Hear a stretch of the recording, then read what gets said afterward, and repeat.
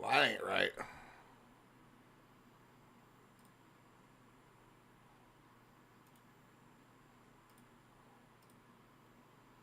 That's better.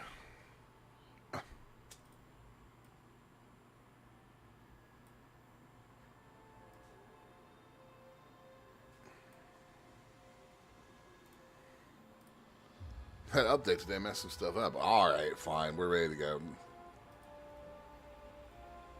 That update today, man. Right. Hello, chat.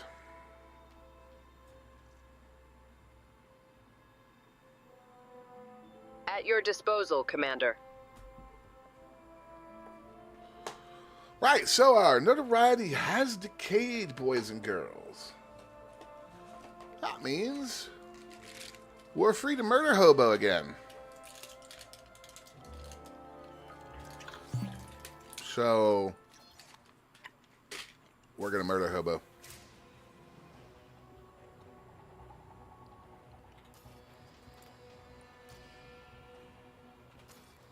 So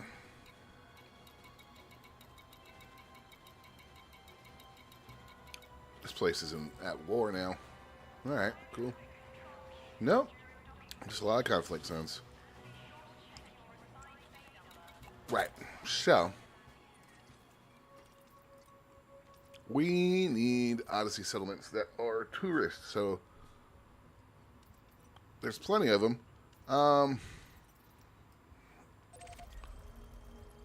There we go. I'm going to try and piss off a different faction today. But I think we will also check the faction that hates us and see if we can up our rep with them just a little bit.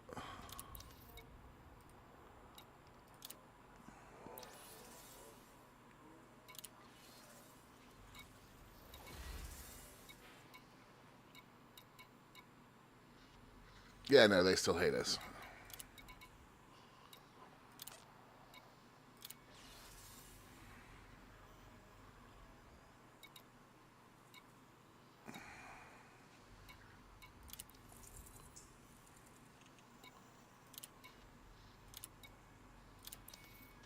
Alright, so really not a whole lot we can do about them. I'll just try to avoid raiding their settlements for a little while.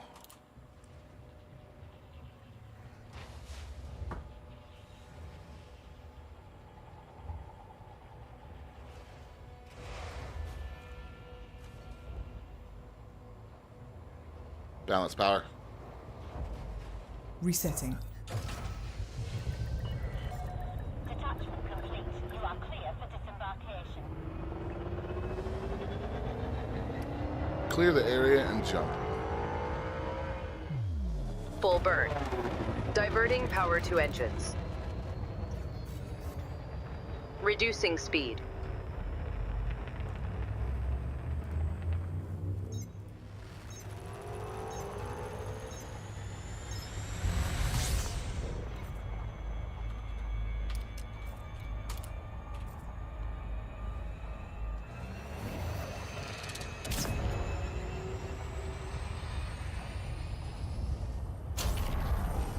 Engaging cruise.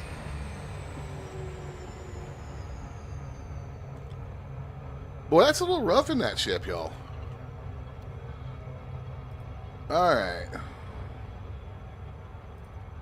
Yeah, Super Cruise Overcharge, not fun in that thing.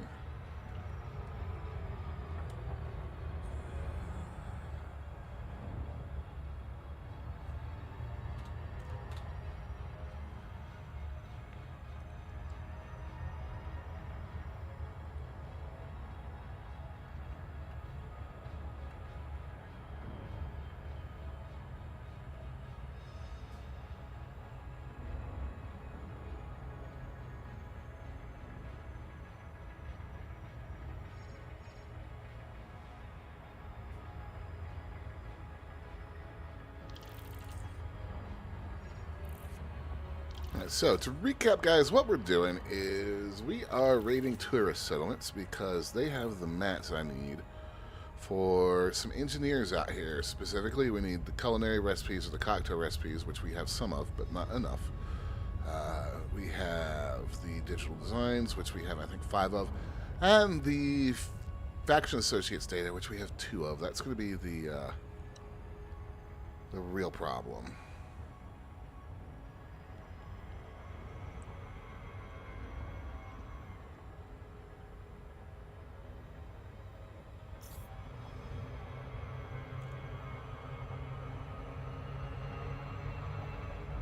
But hopefully we can get some stuff.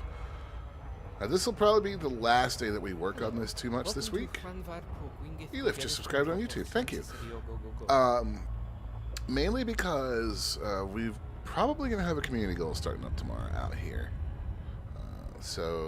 Or Friday. Either way, I probably don't want to get my notoriety so high that I can't function out here in the next couple days. So we're going to be a little careful today. Altitude telemetry streaming. Checking orbital parameters. Orbital rendezvous procedures initiated.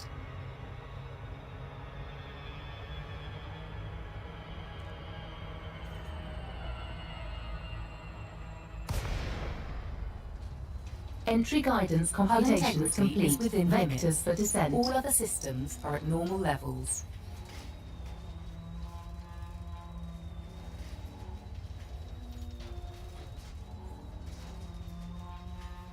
I let this drop too soon. We're going to come out a ways out unless I'm sorely mistaken.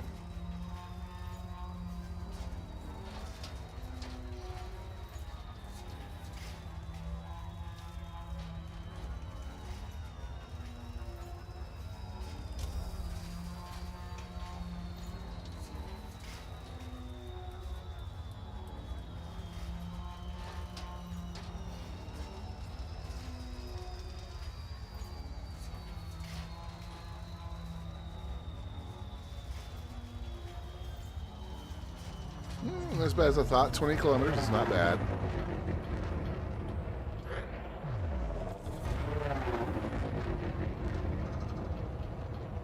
Alright, let's get down here and have a look-see.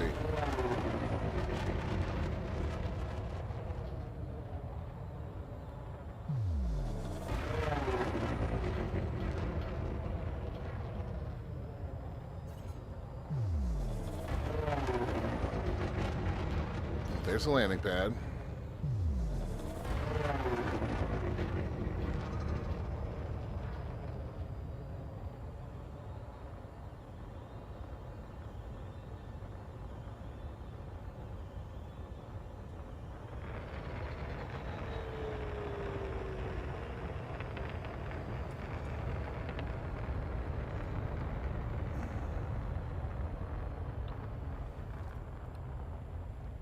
Tell this thing doesn't have engineered thrusters.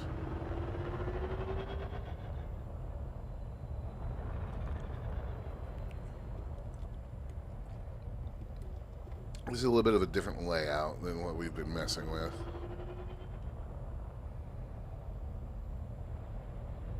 But there's the power building. That's the one I need.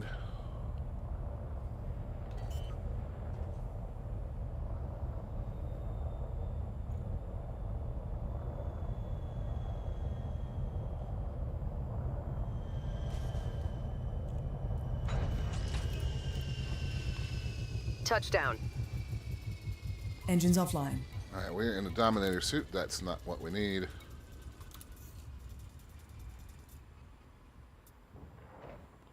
Really? Headphones. Okay, let's take care of that before we disembark.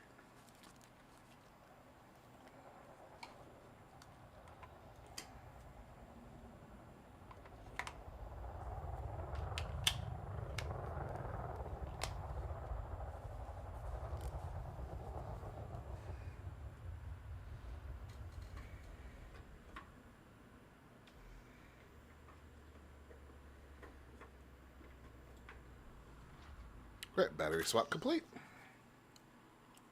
Okay, let's get in here and see. So,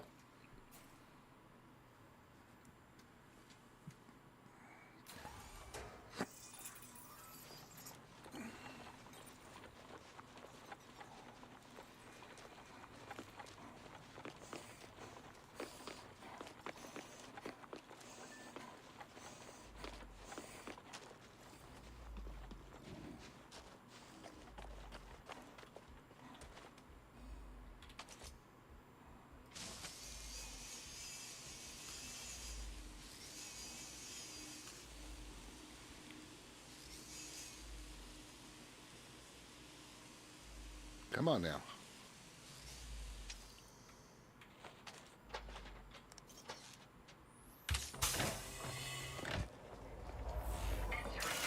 I heard somebody in the restricted area.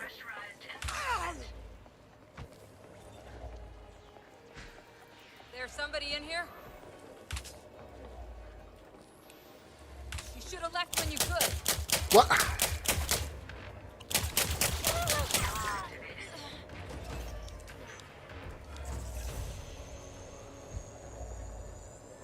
Security profile cloned. That was just not going to take her down.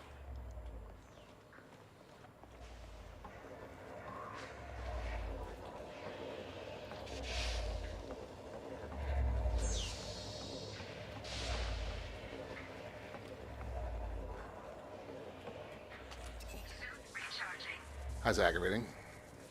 Vital signs stabilized. Suit fully charged. Great. The controls aren't in here. This place has a command somewhere.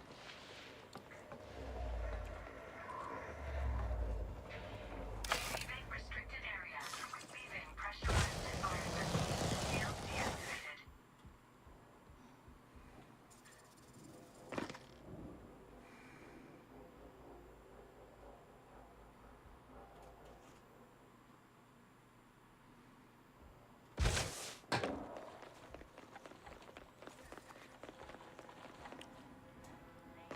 That's a hab.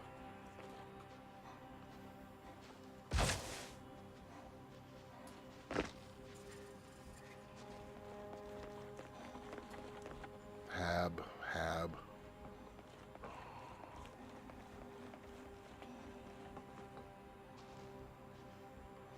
It's either that or I just absolutely missed the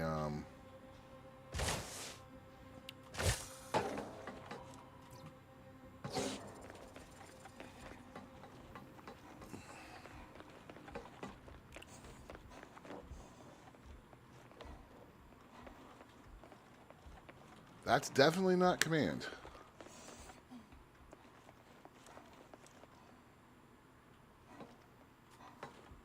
Did I just...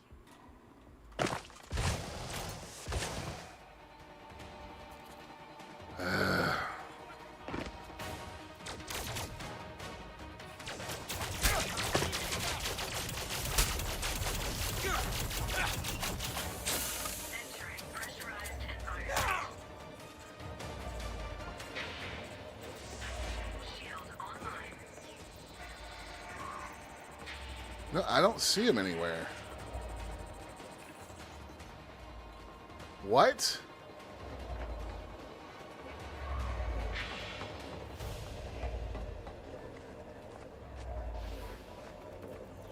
They got me!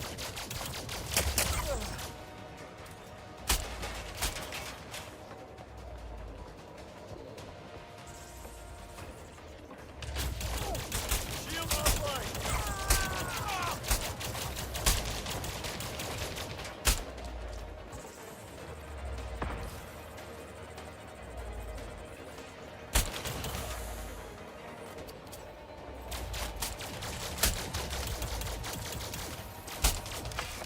Leaving pressurized environment. This is getting ugly real fast. Where the hell are the controls for the alarms and stuff in this place?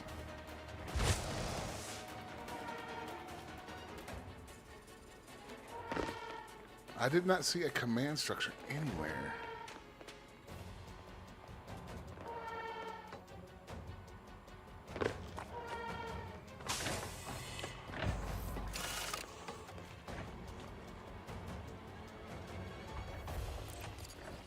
Suit fully charged. They got me!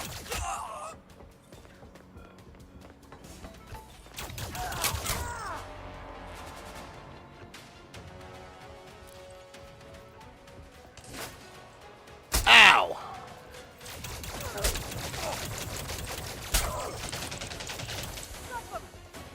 Watch my back! We've lost someone!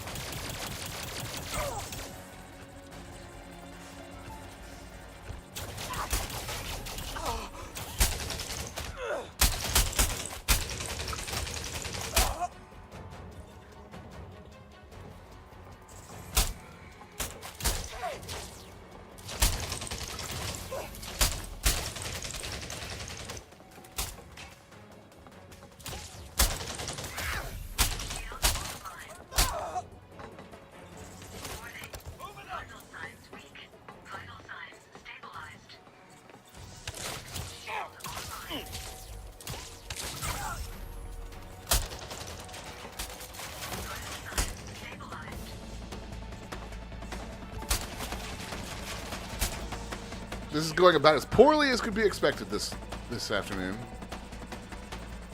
Why is that in here?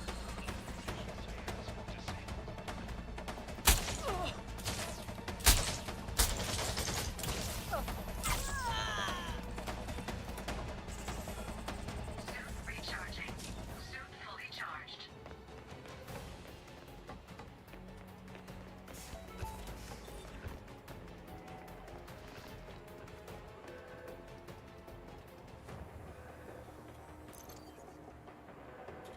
Ah.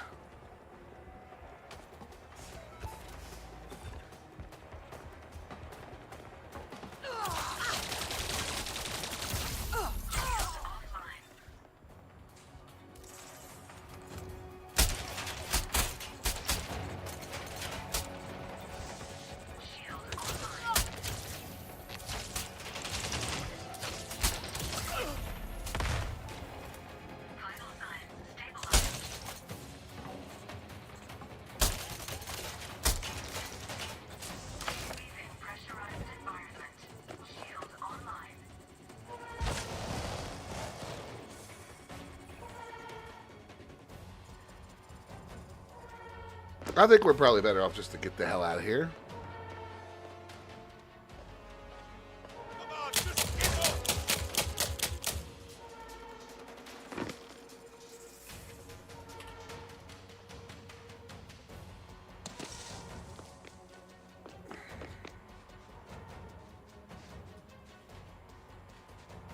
Because that really did not work the way we needed it to.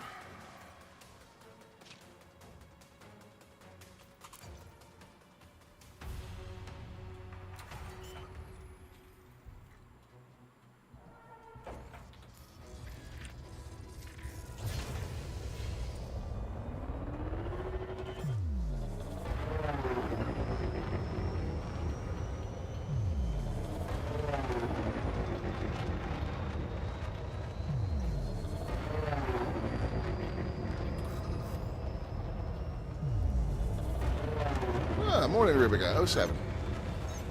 That really did not go the way we needed it to.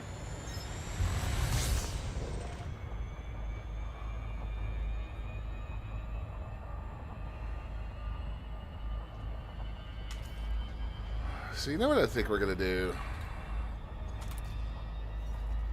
Because I'm honestly a little tired of messing with settlements right now.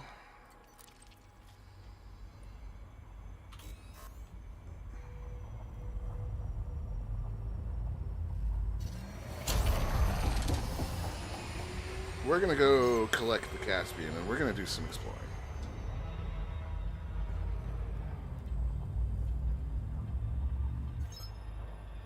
Oh, for God's sakes, game.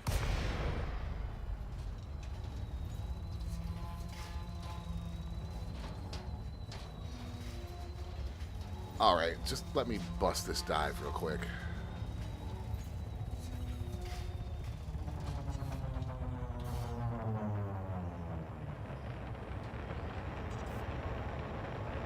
Can't wait to haul some cargo. I know, right?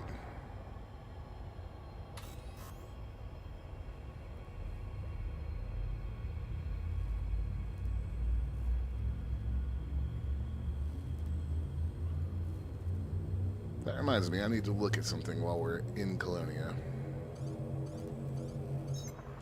Leaving system. So thank you for that reminder.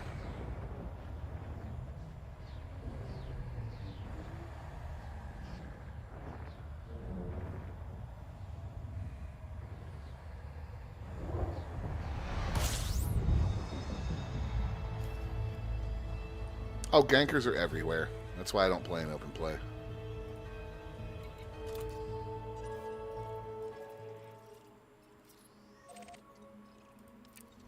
In this system and Jameson, like, that is exactly why I don't play in open play, because stream snipers and gankers.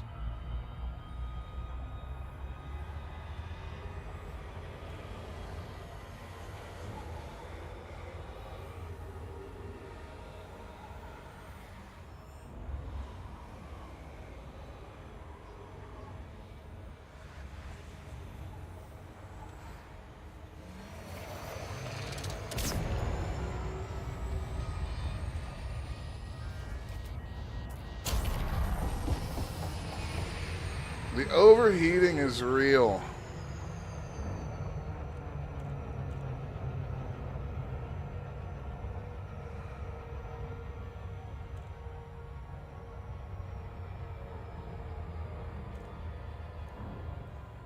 It's part of the game. It's a part of the game I choose not to engage with because what I get are people that watch the stream so they can figure out where I am so that they can jump me.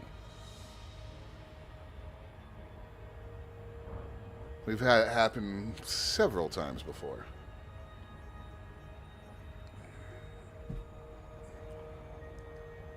Because the ganker's like, hey, let's kill the streamer. It'll be funny.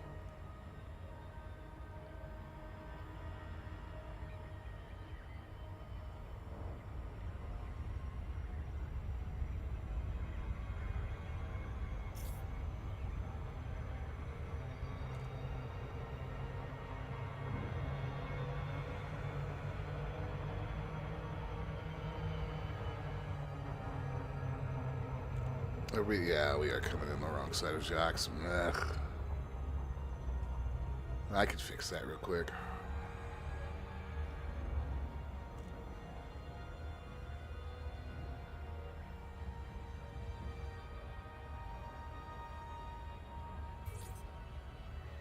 There we go. That'll be better.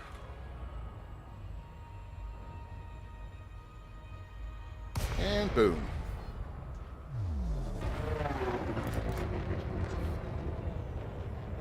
Request docking. Requesting docking bay. 37. All right.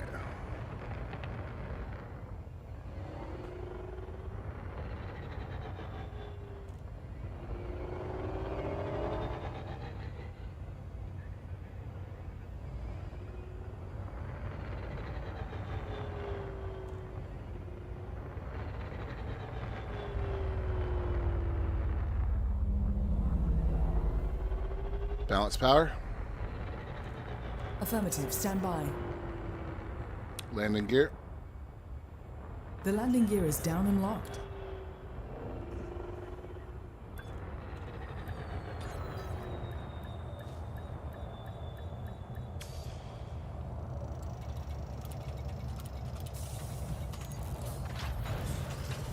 All right, so in order to get ready for probably the cargo stuff they've got coming up, I need to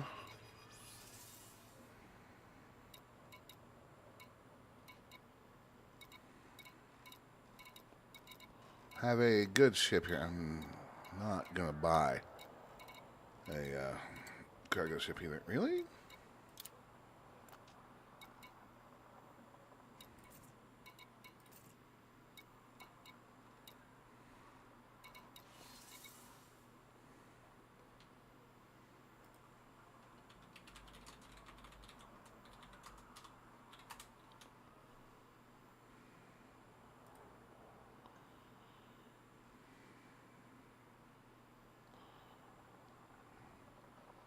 Am I tripping?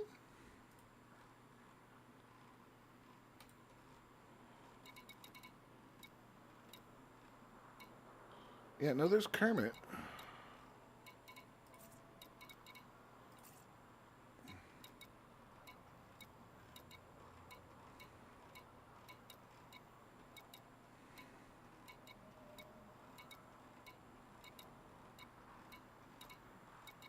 Eh?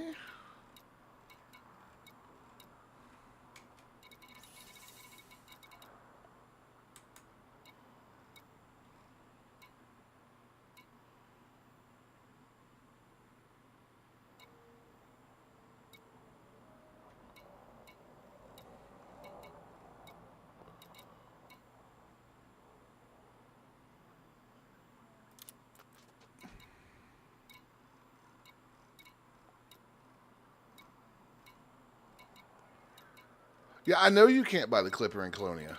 I can't deploy it either.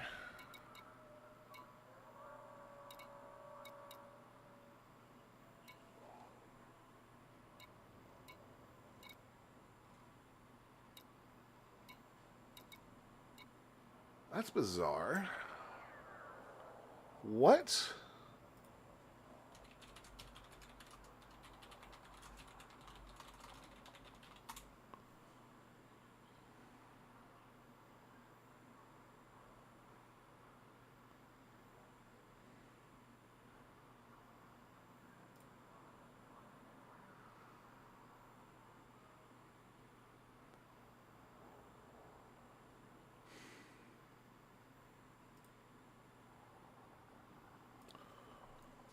That's weird. Wait, when did the Clipper come out? Hold on. That might explain what's going on in my brain.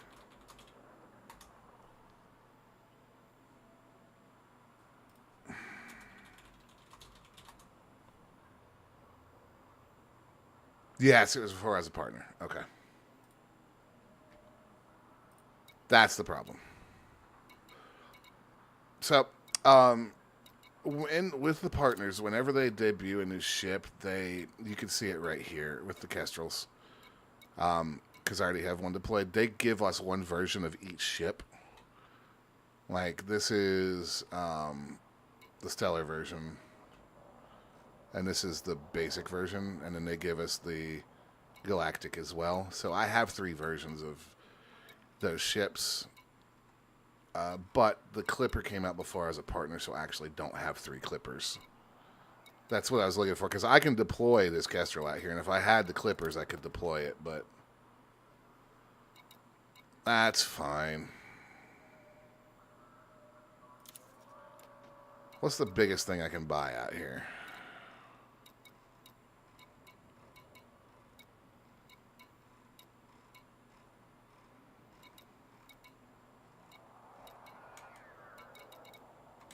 Yeah, you can't. Yeah, I wouldn't buy a Clipper anyways because of how much it is. All right, cool. That answers that question.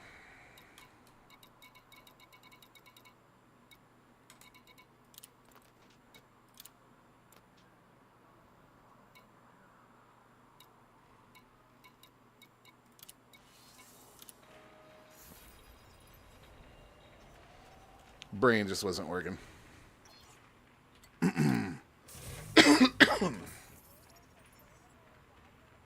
Alright, what is this thing's jump range right now? That's not too bad. Can I explain? Yeah, it's not something that's going to make a difference to the average player.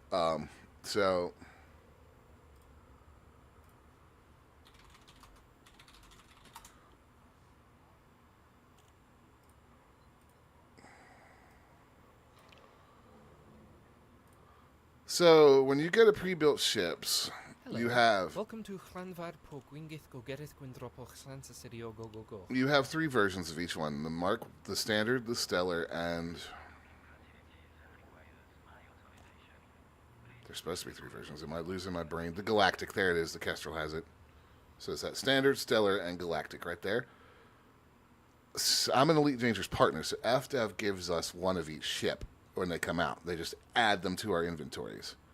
So in theory, I could have my Panther Clipper Mark II, like a Galactic edition of it, back on my carrier in the bubble, but I could also have a Stellar or a Standard to deploy out here. But I wasn't a partner when the Clipper came out, so I actually don't have it, and I had forgotten that.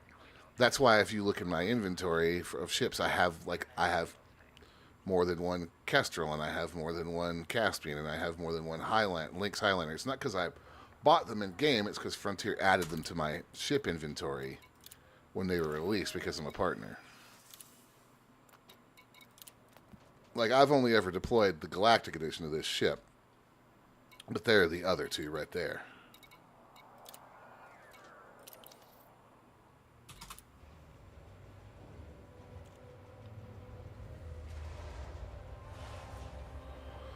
If we're going exploring, we're going to need ED Observatory up. There it is.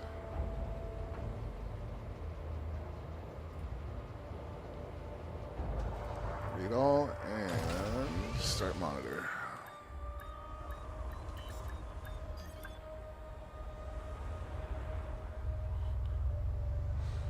It is very nice. It does clutter up my ship inventory, but that's why I was looking for a ship that didn't exist because I forgot when I got into the partner program that ship had already been released. I could technically get one out here if I wanted to. Start monitor.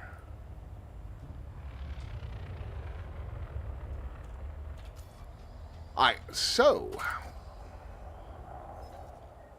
Hey, babe. Come here for a sec.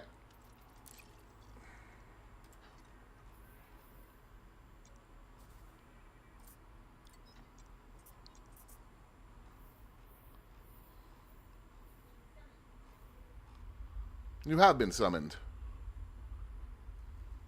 You are going to determine what we do today. Get in here. It's nothing hard. Do I have to steer? No, you don't have to do any. You don't have to touch controls. Woohoo! So we are here. Okay. So I need you to. Whoa. Oh, that's pretty. How far away is that? That's a little far. Hello, I'm Welcome Eden. to Glenvar po Who's in Gwyngyth go command? Gerith Gwyndrapple Chlansa City O go go Yes. So I need you to pick a. Blah. I need you to Take just. a, ooh, Sorry. I need you to just pick a star system somewhere in here. Just take the mouse and hover over one.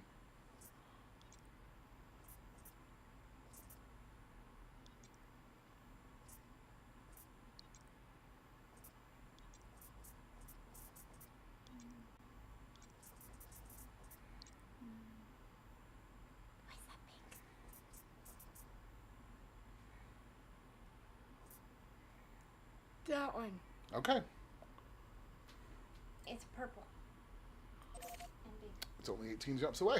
Woo! You're welcome. Our course has been set, folks.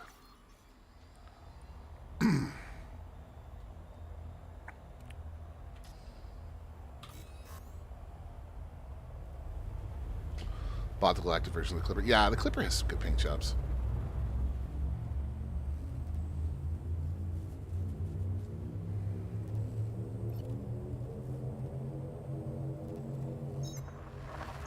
Entry guidance computations complete.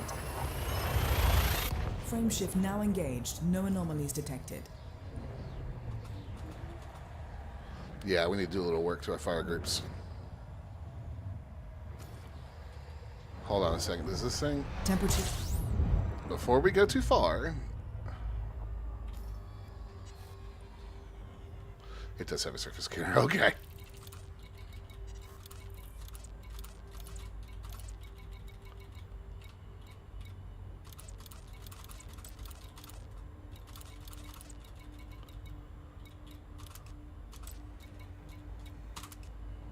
There we go.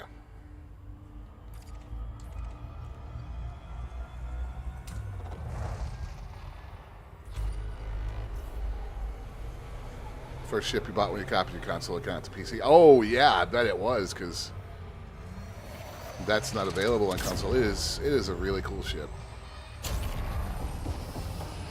All right.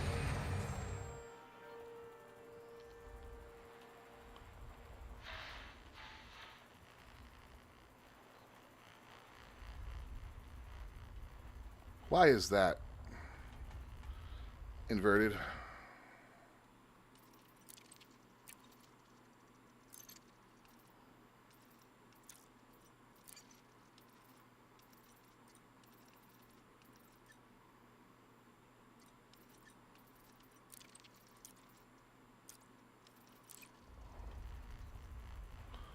That's better. Now I won't be fumbling around like an idiot.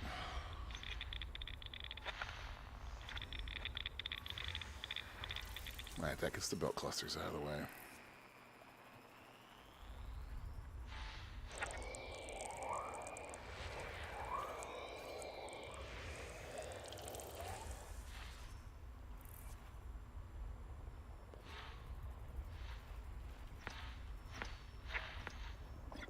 That's what I thought. We're close enough that this is, you know, so what we'll do is we'll jump all the way out there. It won't take long.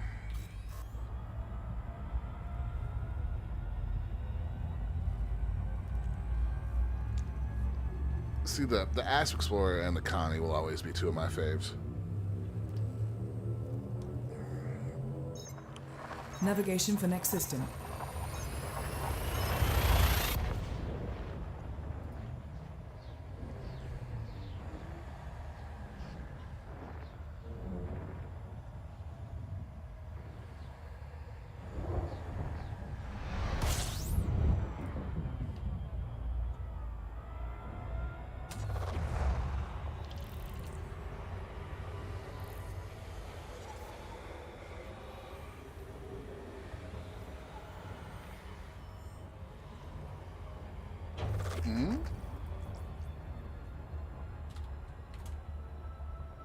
Hold on a second, guys. I think we just got...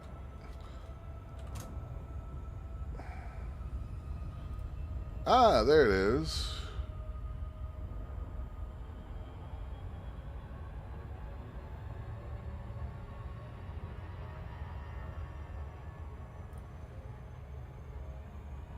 Partner email.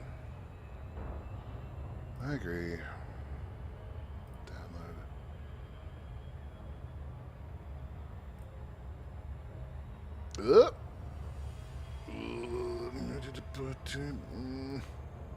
You're not supposed to open there.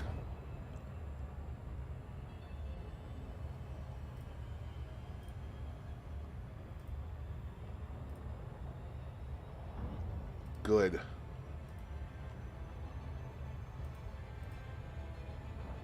Okay, it's literally nothing major. Thanks, FTF. Jump.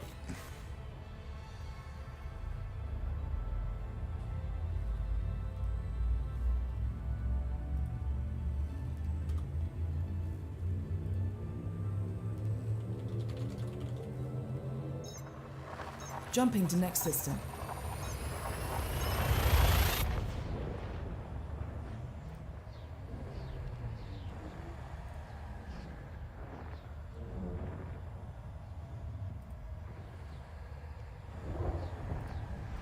All right.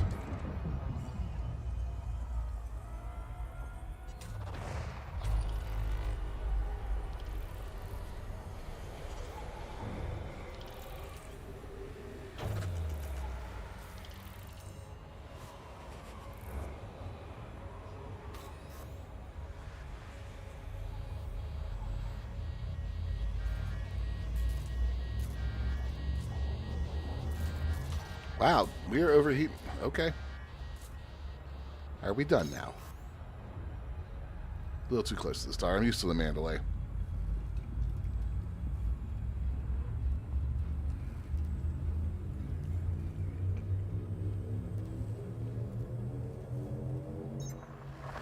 Course adjustment.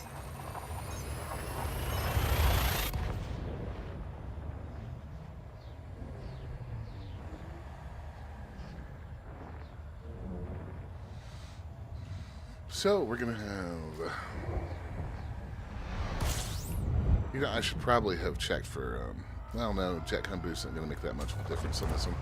I do need to re-enable that though.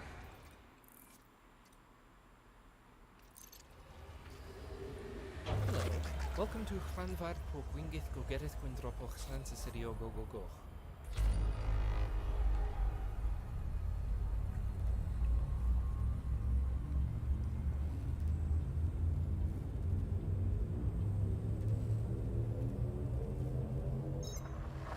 Adjusting for jump.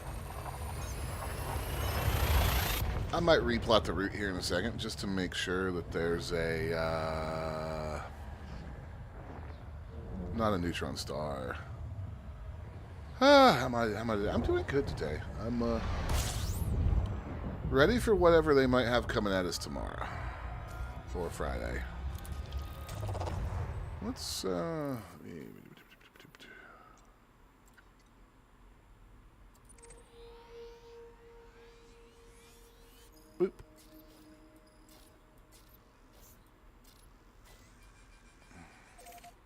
There are some neutron stars in here.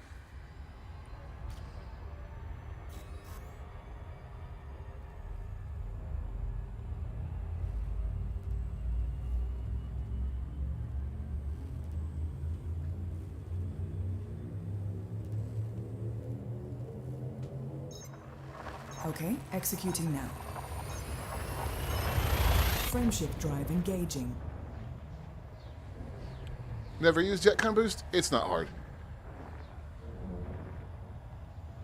It can be a little frightening the first couple times you do it, but it's not hard. Hyperspace checking. So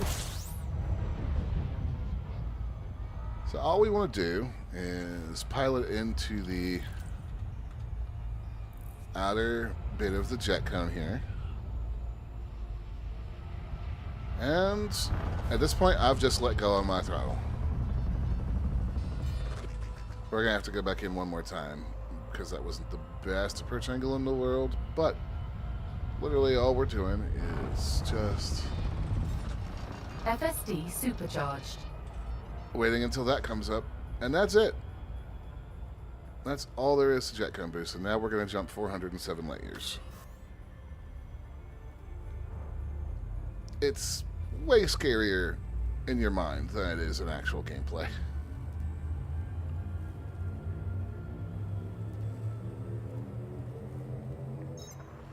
Locking next star system. So it is used to give a 5 times multiplier to your jump distance. I believe it's actually 3 for normal ships. The Caspian is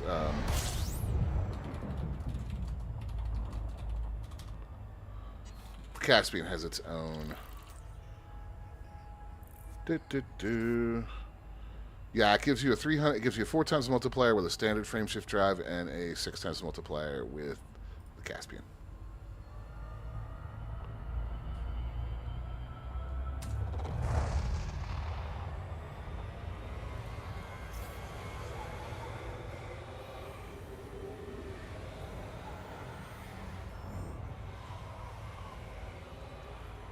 You've done neutron jumps? Yeah, it's called Jetcon Boost. Is all in the navigation, because that's technically what it is. We're boosting our jumps off the jet cone ejections of a neutron star. I always have to look and see what the exact specs are, because the Caspian throws things off. Readying for system jump now. Hyperspace. Ooh, we got a bright boy. Exit destination confirmed. Arrival in 5, 4, 3, 2.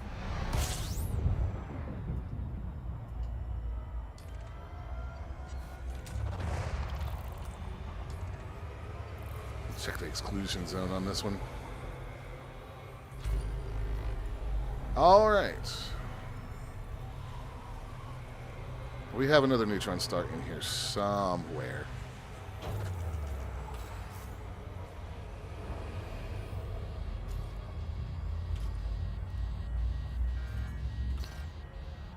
This damn thing wants to overheat so bad.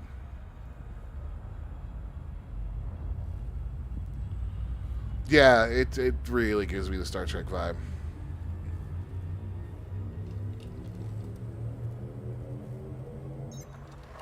Vectors. Hyperspace checking systems now. Complete.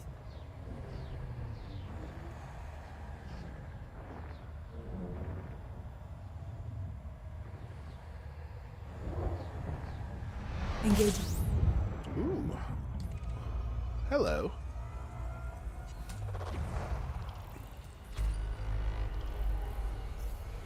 Neat.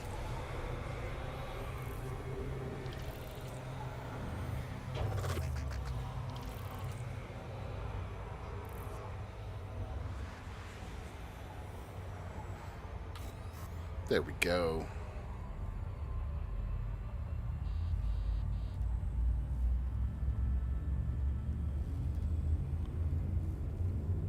Yeah, the Caspian and the Miranda-class starship are very, very close. You just need the warp pylons on the Interstellar bottom. travel mode engaging now. But we don't have nacelles in Elite on most ships, so...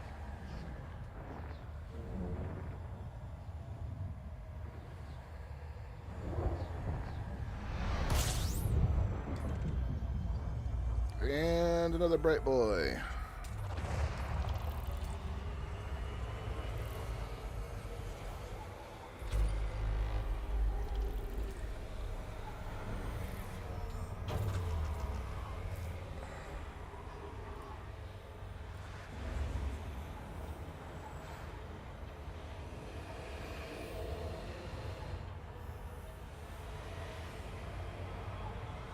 God bless, this is a big star.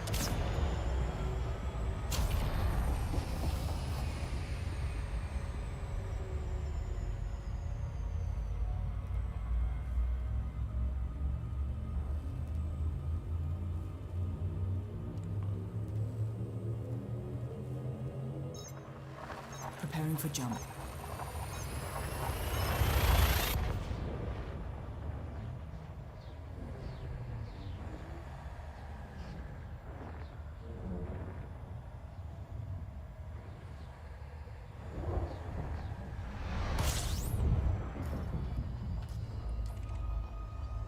Oh, you can tell that we're getting that much closer to Sagittarius. The star field density is crazy.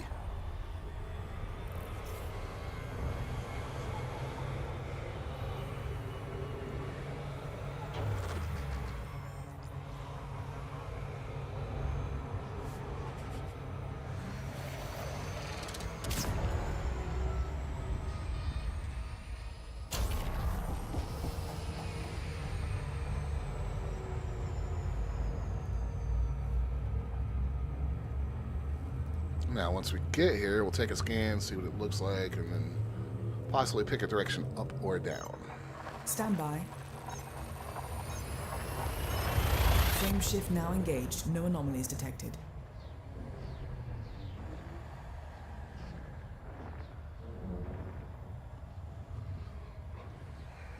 Scanning for anomalies. None detected.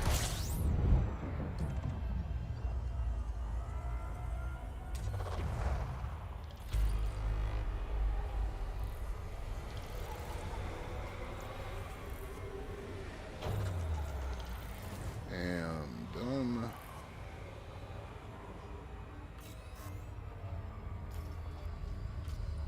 Two more.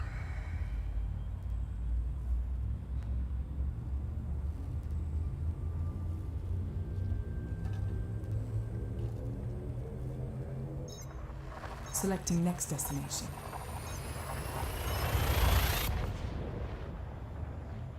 I wonder if Rain Man made it out here yesterday.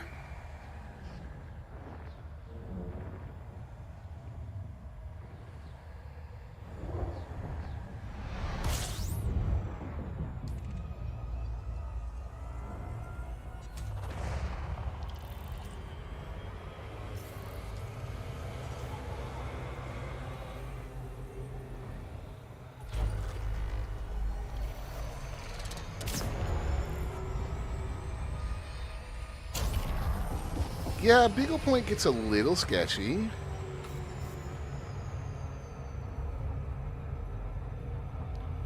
There's some other places along Distant Worlds 3 this year that were almost equally as sketchy in terms of star sparsity. Okay, executing now. There's a few spots where I was pushing even my Mandalay.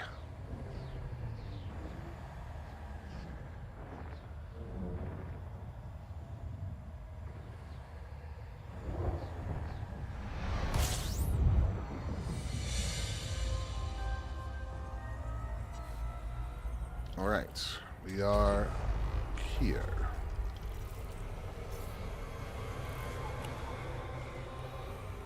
She has picked a star system with nothing in it.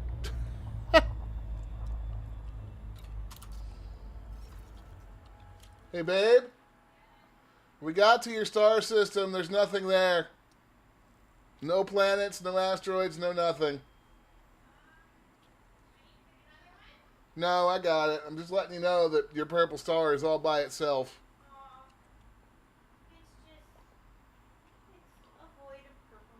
It's a void of purpleness. Just a void of purpleness. It's kind of like Chester's brain.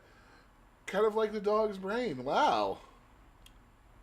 Chester, if you want to come here and hang out with me after that insult, I don't blame you.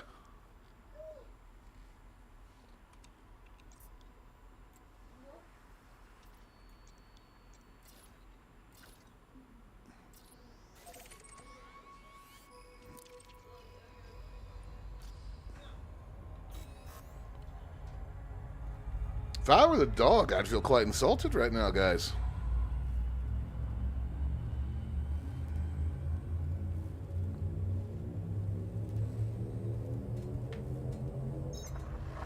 Locking next star system. No, I could Jumping definitely to next see. system. I know the feeling of accomplishment. I've had it myself. Getting out to Beagle Point and back and living to tell a tale is. It's like a, yeah, I can actually do this kind of thing. Key systems are at optimum levels, readying for... All right, what do we got? I'm not doing a whole lot better here.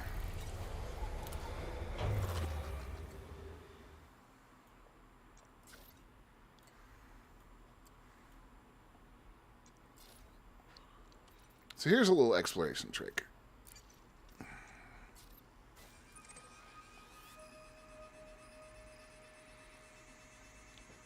So we're only going 86 light years, but I set us to economical.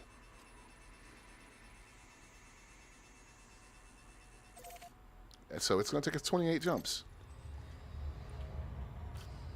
But that will take us through a ton of systems that people may not have been through before.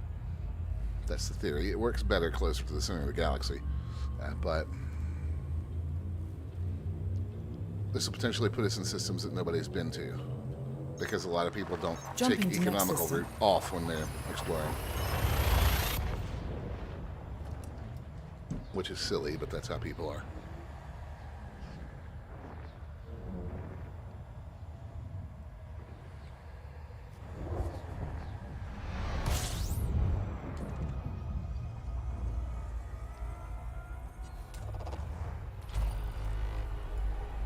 Man, we are striking out on explorable planets today. Like, blah. Bubble to Colonia to Sagittae, then to Beagle Point, then Beagle Point to Bubble. That's a pretty good route. It takes you through a lot of interesting space. A lot of cool stuff to see out through there, especially in Odin's Hold and around the Galactic Center. And somewhat above the plane, you get notable stellar phenomenon, which can be really interesting. Adjusting for jump. I've got some absolutely wild screenshots of NSPs from Distant Worlds 3.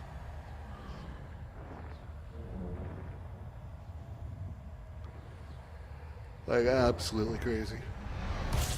Alright, please let there be something in this system. Perfect.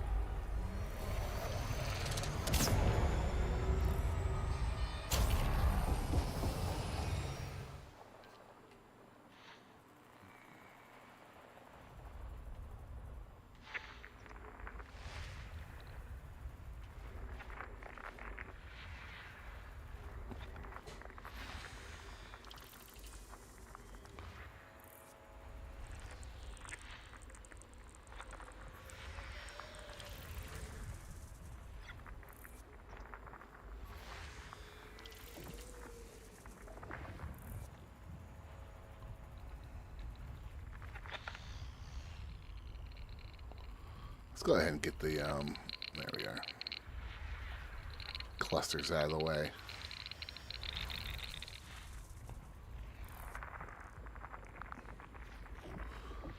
It was certainly interesting.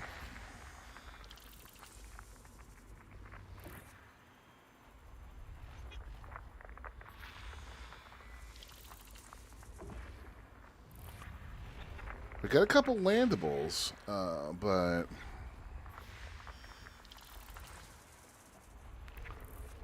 no life signs so far. Because this many icy bodies, I doubt we'll get much.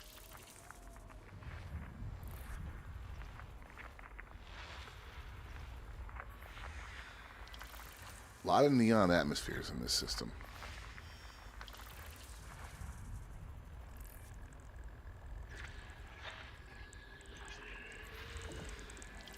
HMC.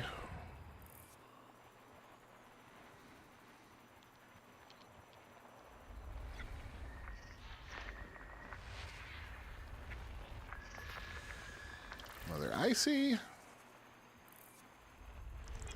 And another icy.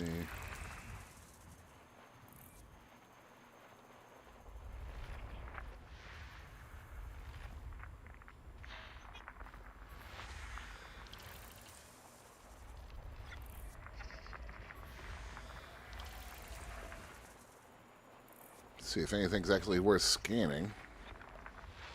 But I'm not seeing anything from Elite Observatory that is giving me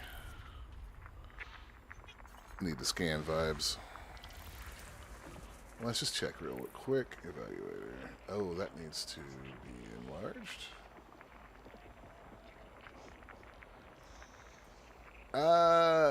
The potential value of this entire system mapped is 100 and about 500,000.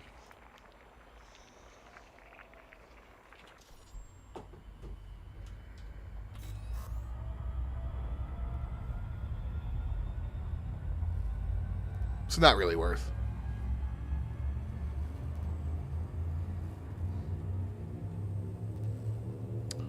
I probably should change the stream title. Course adjustment. Frame shift now engaging.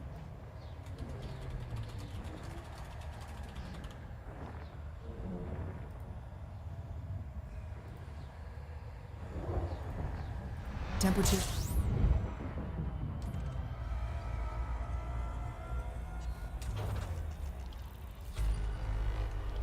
$16. All right. Let's kick away from the star just a little bit.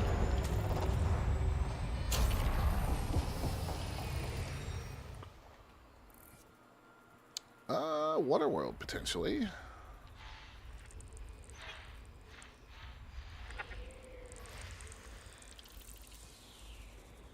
Need to switch back to Bio Insights real quick.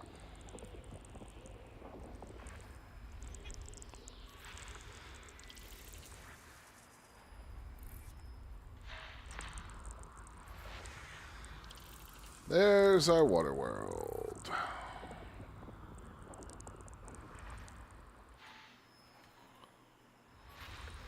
Undiscovered, too.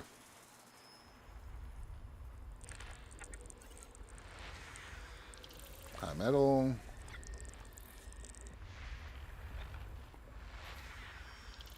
High metal.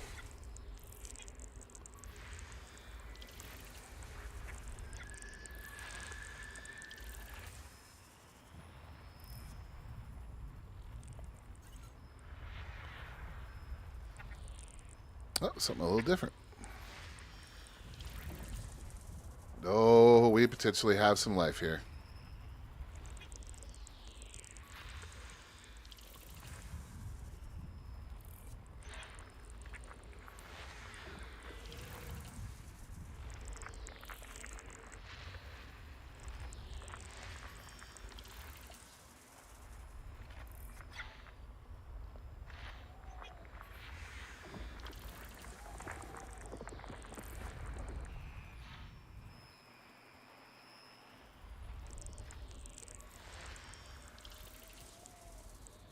Ooh.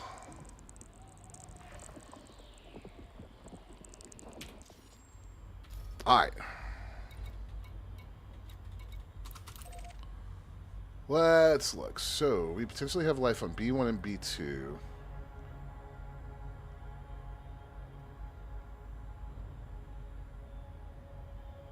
A2, or A3 and A4 need to be scanned.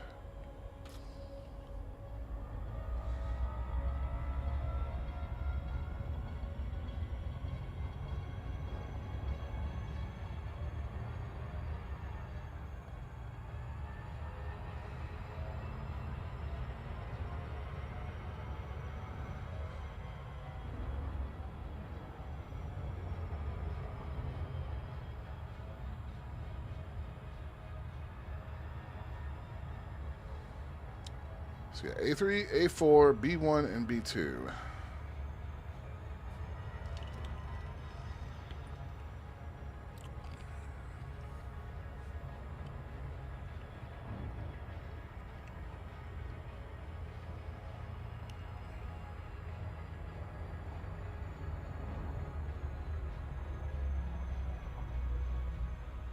The rest of the system is not worth much.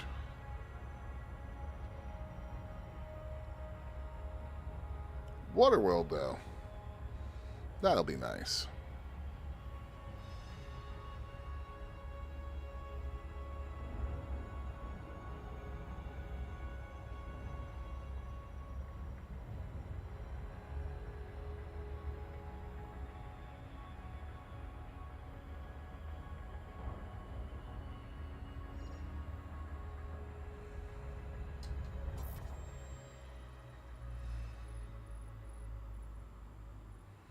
I'm going to actually get a little closer to this one.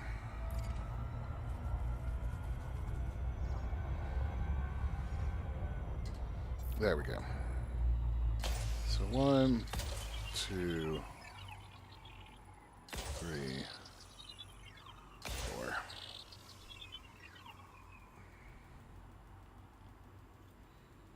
This is not the same scanner that's on the Mandalay. It may not cover a planet this size in 4 probes. No, it's got it.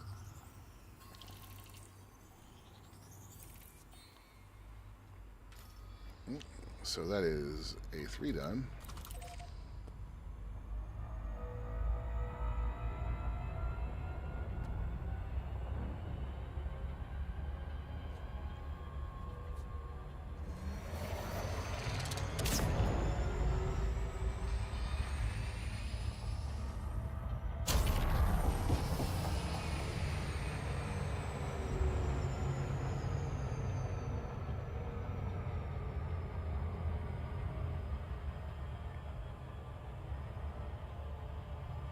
Now for A4. A4 is a terraformable high metal content, so about 410,000. That water world's going to be worth about 4 mil.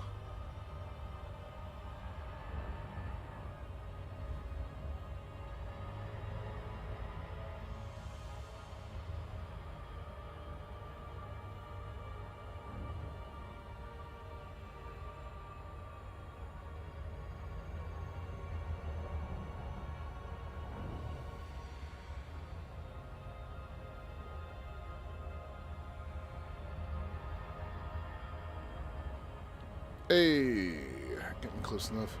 Standard HMC, nothing special. No, gravity well, piss off.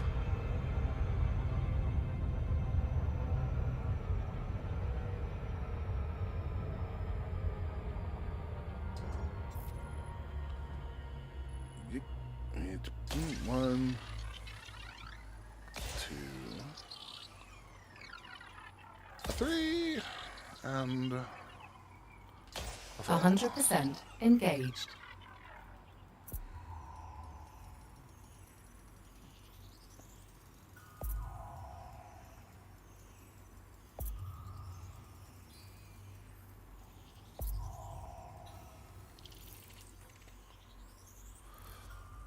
all right. Now we're on to B1 and 2. Oh. Well, we've got quite the flight ahead of us. Full impulse. All right then.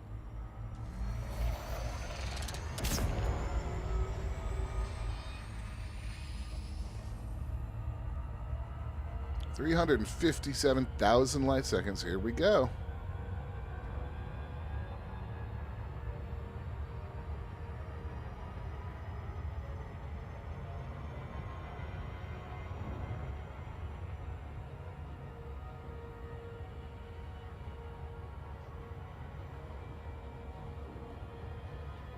Yeah, she's a little squirrely at this speed.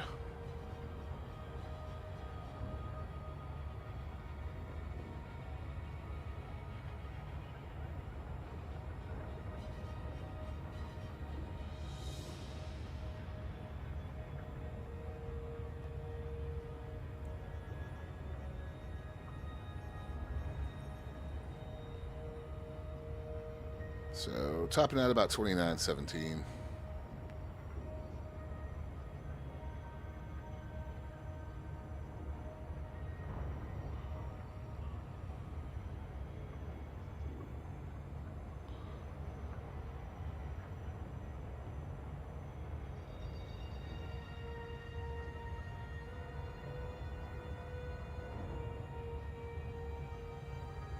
Fuel tank on this thing's great.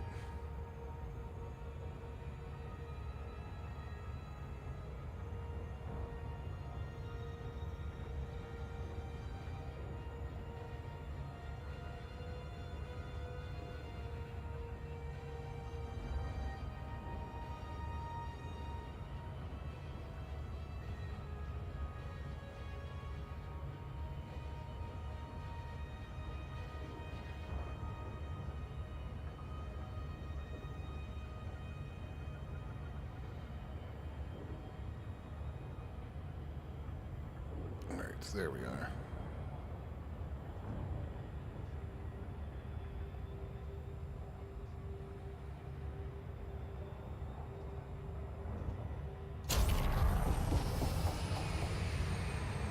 Oh, man. Thank God. I remember making flights like that the old way. Right, yes, thank goodness for SCO Rubica.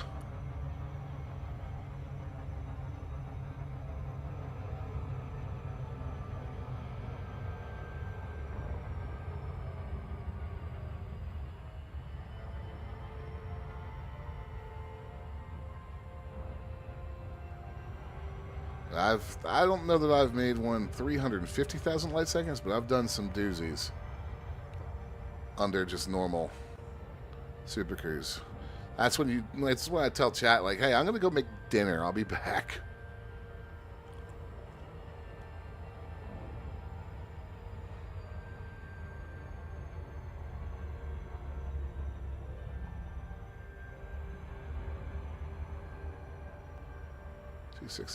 B1. Yep.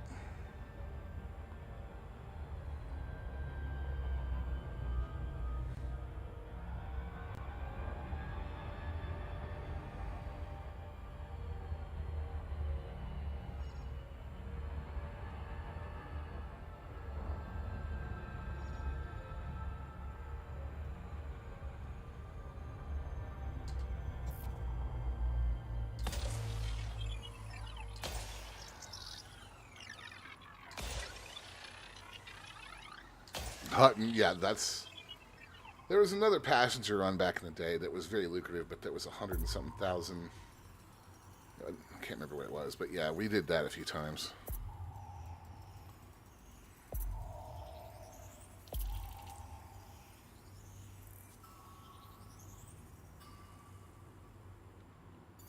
Really?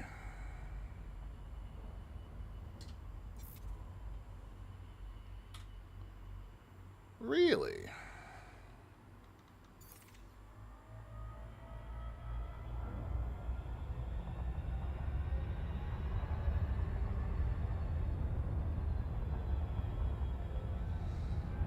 Okay. Who's ready to make 90 million credits? I am.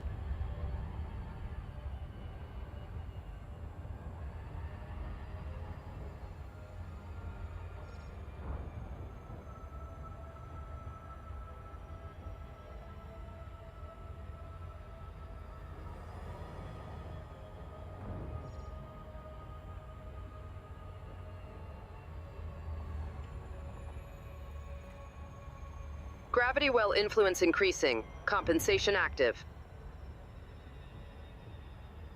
Orbital rendezvous procedures initiated.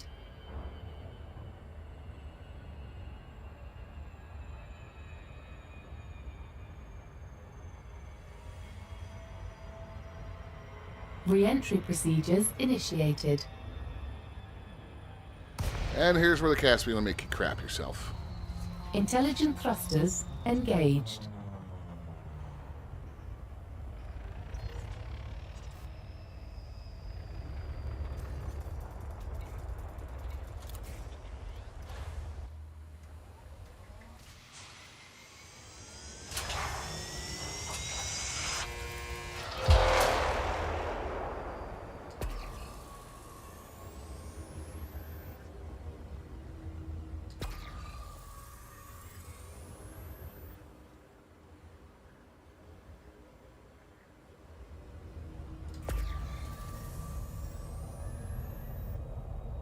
Landing gear.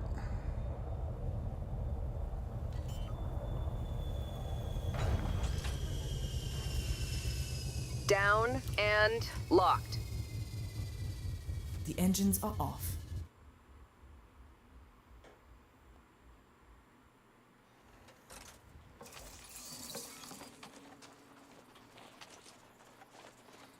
We're in the wrong suit.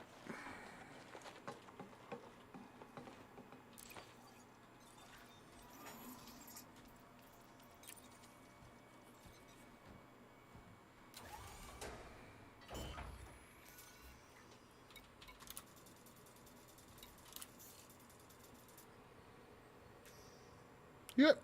I want to try something real quick.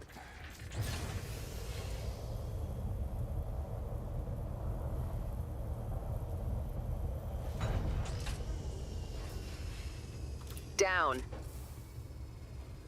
The engines are powered down.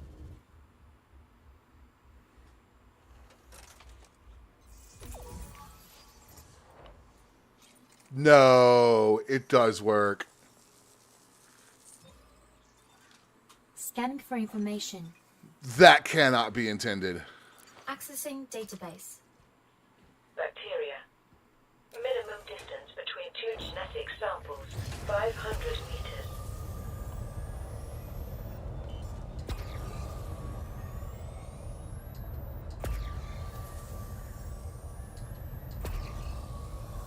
There's no way they intend for me to be able to do that.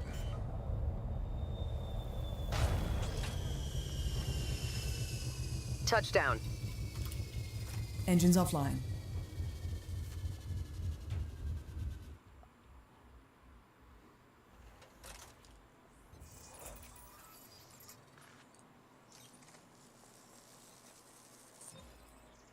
Scanning now. Accessing database. No way. Bacteria. True unicellular externophiles capable of living in the full spectrum of temperatures, chemical soups, and atmospheres. They form a kaleidoscopic range of patterns and colors based on their method of metabolism. They derive energy from photosynthetic, chemosynthetic, Down or and thermosynthetic locked. processes. These are believed The engines to be the are off. precursors for many life forms and are often found in conjunction with other species. Links between the biochemistry of bacterial colonies and neighboring organisms are likely, but as yet unproven. Identifying now. Accessing There is database. no way they intend for us to be able to scan A through the floor. sunlight-converting bacterial species on worlds with atmospheres dominated by water and sulfur dioxide. Their colonies resemble a brain-shaped mass of smaller connected cells.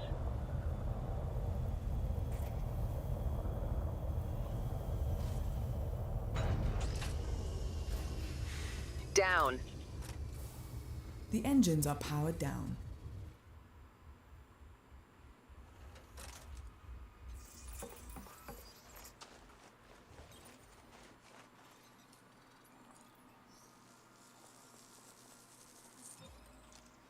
Scanning now. Oh, babe. Here's your little ship. Accessing You chose all the database. colors and stuff for the other day. Stratum. Minimum distance between two genetic samples, 500 meters. What's so pretty? I did. Good job. And there's your interior that you picked out. Mm-hmm. Yes. I think yes. Chunk's been here because there's that's probably like space liquid death or something. Right. It's liquid space stuff. Right. Yeah. Yeah. Excellent. I approve. You designed it, so I hope so.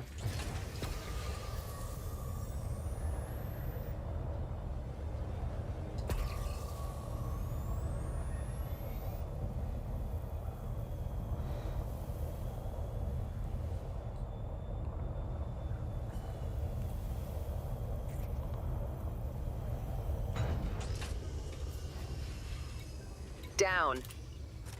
This thing is Engines gross. are It off. just lands anywhere.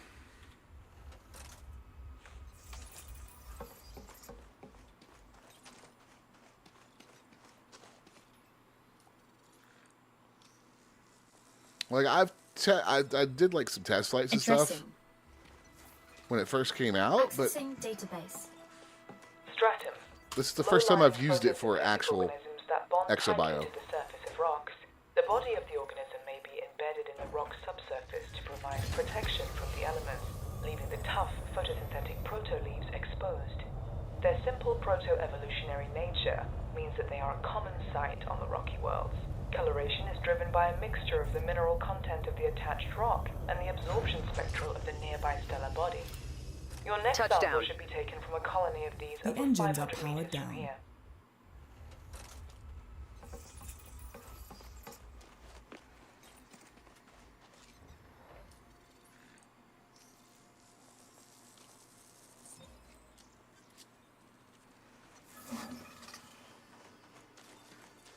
Identifying now. Accessing database. Stratum tectonicus.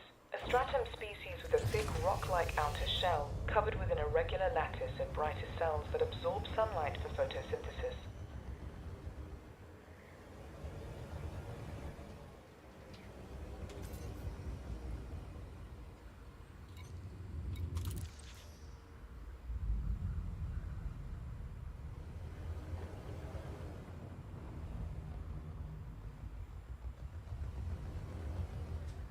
That is so nice.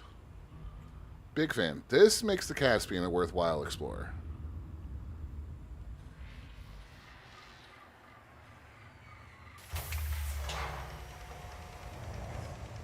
That is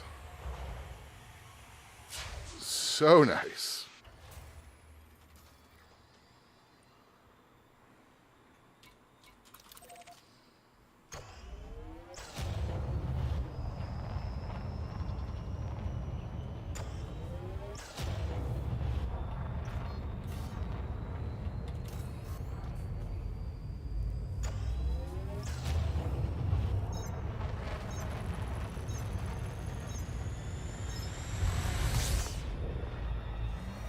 All right, let's kick it free of the planetary gravity and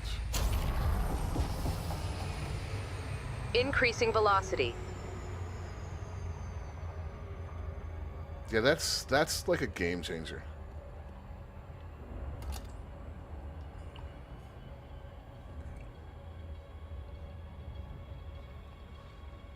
If you guys don't mind, I am going to go into voice tech and turn off the botany readbacks. Priority override, customize my settings. Priority override, customize my settings. Really, you just don't want to do that, huh?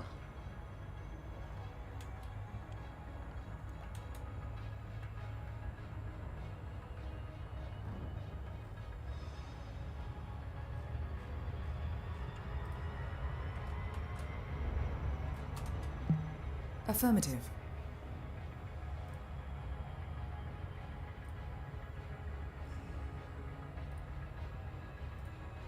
Acknowledged. As you like. Okay, that's good. What about the Mandalay? I love my Mandalay, but it can't scoot around as fast as the Nomad, and it definitely can't land in some of the places I just put the Nomad down.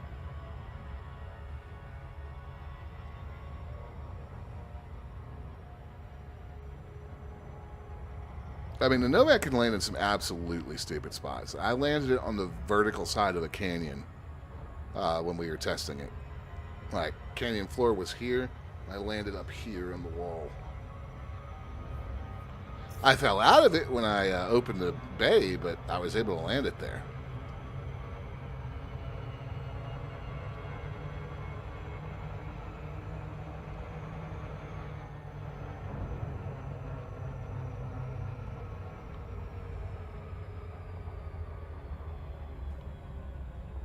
So yeah, even the Mandalay, I guarantee you cannot land in some of the spots that I just put this thing down and just plopped it down without even a second thought.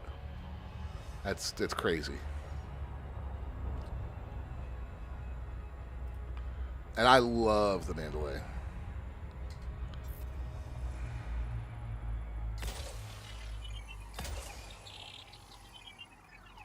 This makes me want to build a jump conda.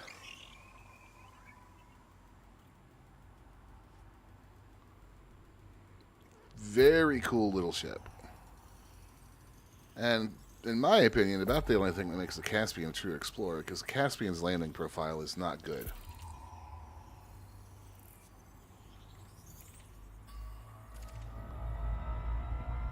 There's the light side. Also the fact that I was scanning bacteria through the floor of the ship. I know that can't be intended, but it's hilarious none the same.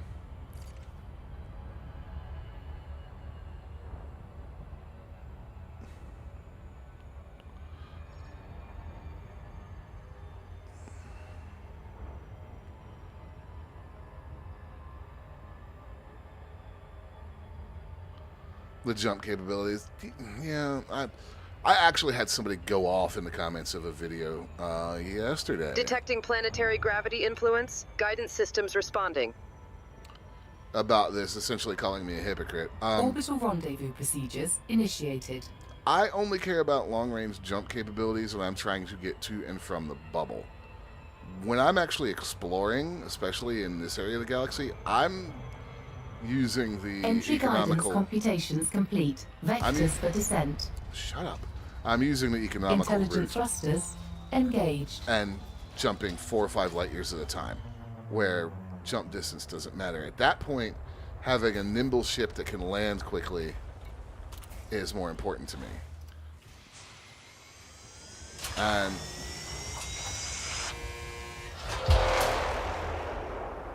especially in the neutron star highway, my Mandalay still jumps 250, 300 light years, so that's enough for me. But that's also partially because I have the mindset of I flew to Colonia before the neutron star highway existed, and max jump ranges were like 30, 35. So, but yeah, I don't tend to worry about max jump range very much at all, except Down for and locked. quick travel, because when I'm actually Engines offline. exploring, jump range doesn't matter. Which this person in the video comments just could not comprehend, I think because I wasn't matching the narrative they wanted, so that made me a hypocrite, which is pretty standard for YouTube comments.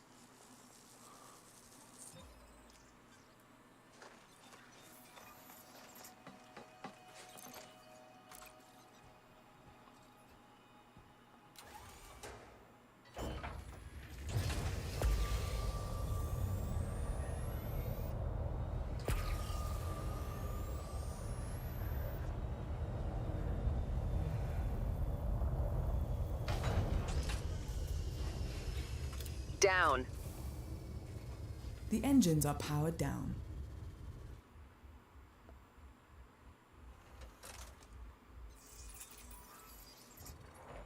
This is ridiculous. You can just scan right through the floor, just land right on top and scan, and then get back in your seat and go. That is busted. I love it.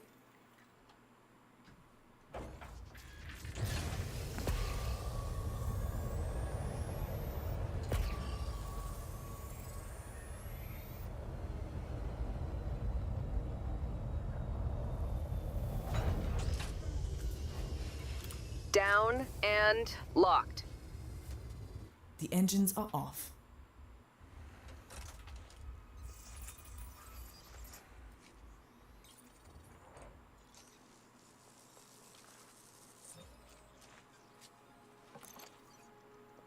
Oops, I need to let you finish that first.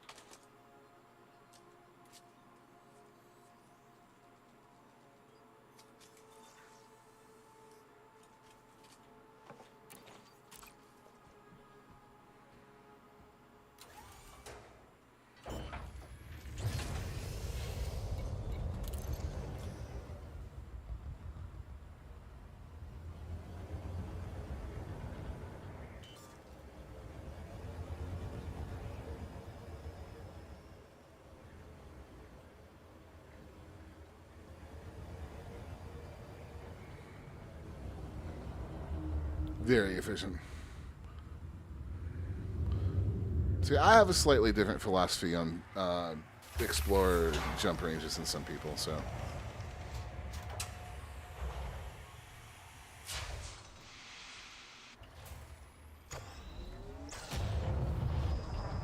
Next system en route. Stand by. Engage FSD. That's a negative, Commander. Engage FSD. Engaging now.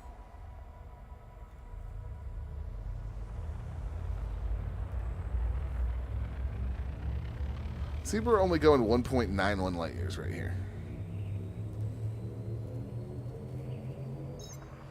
Vectors. Frame shift now engaged.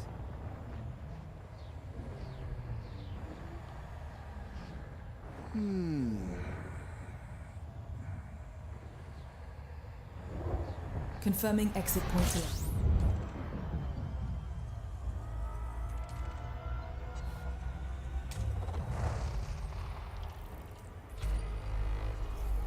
We should top the fuel tank off while we're here.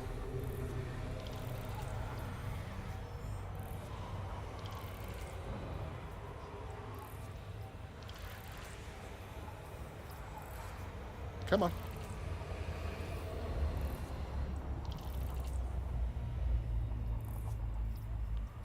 I engineered the scoop rate on this thing. How high does it go now? Okay, then.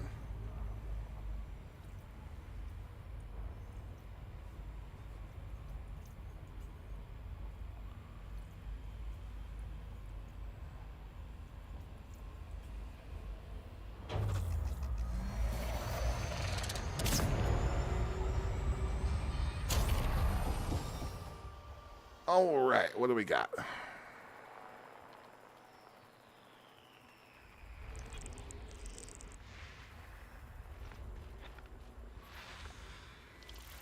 Got HMC.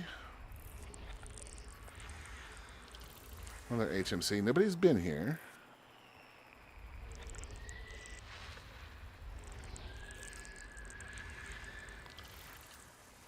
None of these HMCs are real worth it, though.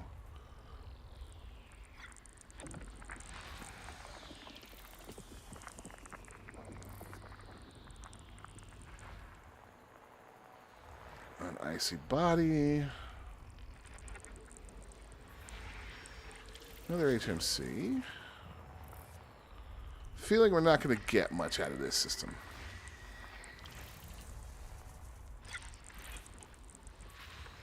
We got, we got a landable and terraformable. That's usually worth mapping.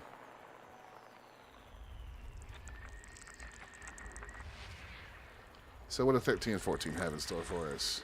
Nada. And...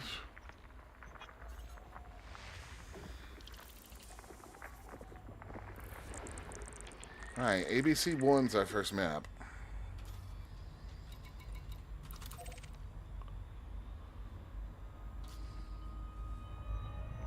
And we can check ABC5A. I think it has a bacterium on it. Which normally I wouldn't bother with bacterium, but the Nomad makes it so damn easy.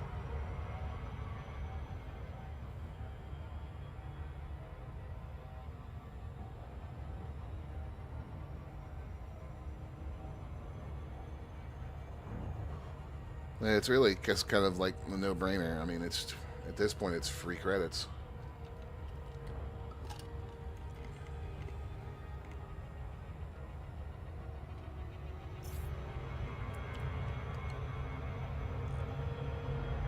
On a rocky, icy body, too, is where the bacterium might be. This will be interesting.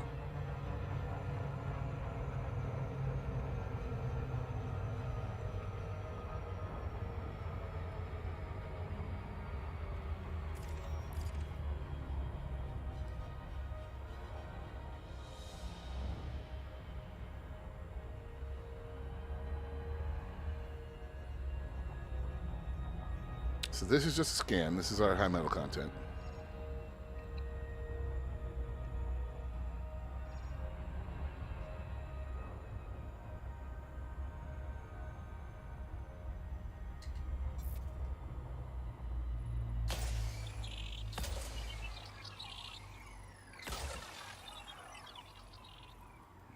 And bam. That should be our 4 and our efficiency bonus. Yeah, we got it.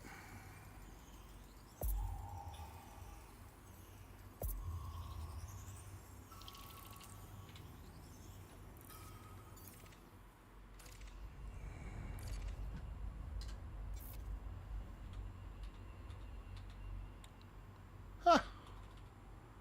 Some geological stuff down there.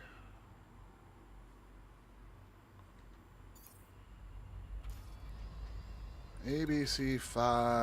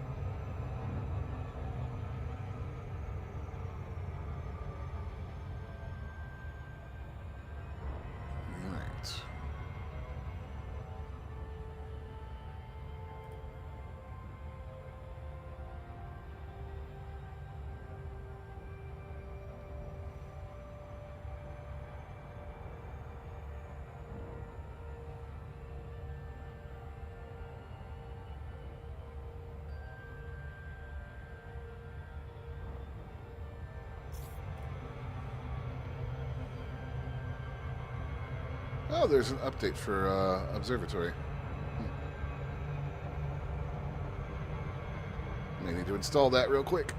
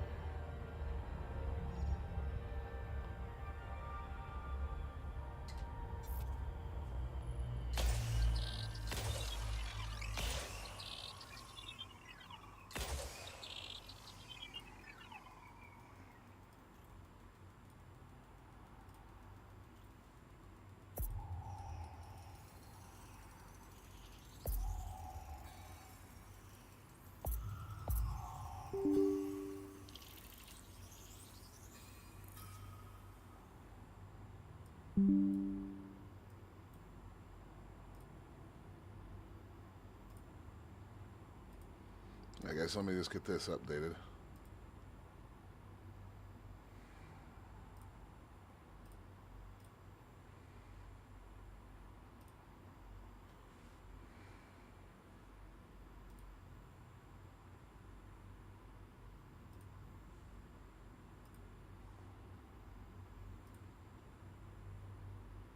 There we go.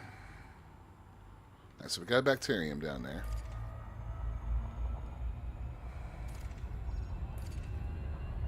Interesting distribution.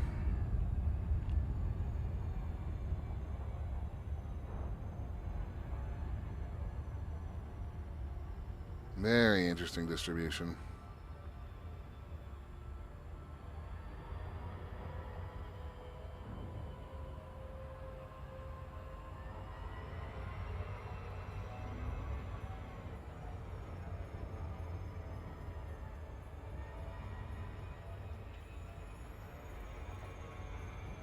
Approaching planetary boundary. Altitude tracking active.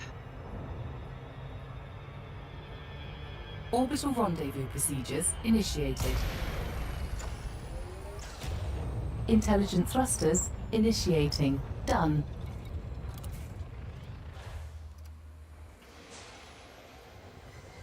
Entry guidance computations complete. Vectors for descent.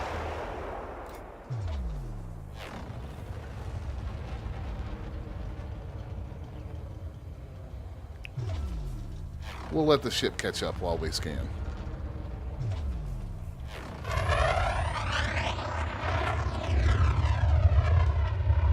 I mean, there's landing legs.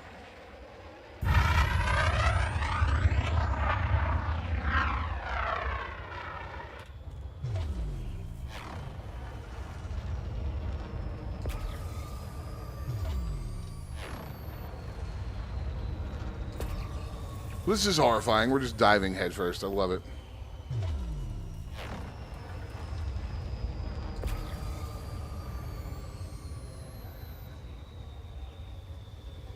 You know what? I wanted to look at something real quick. It does have a comm scanner.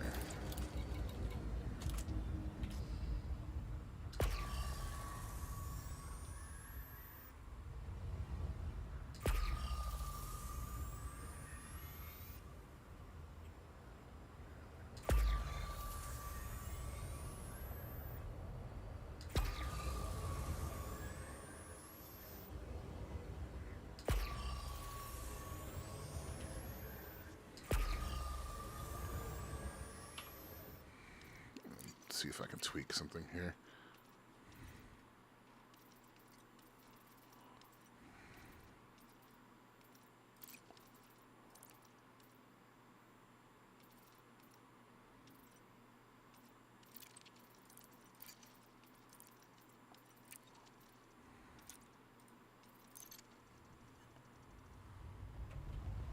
Massive FPS boost.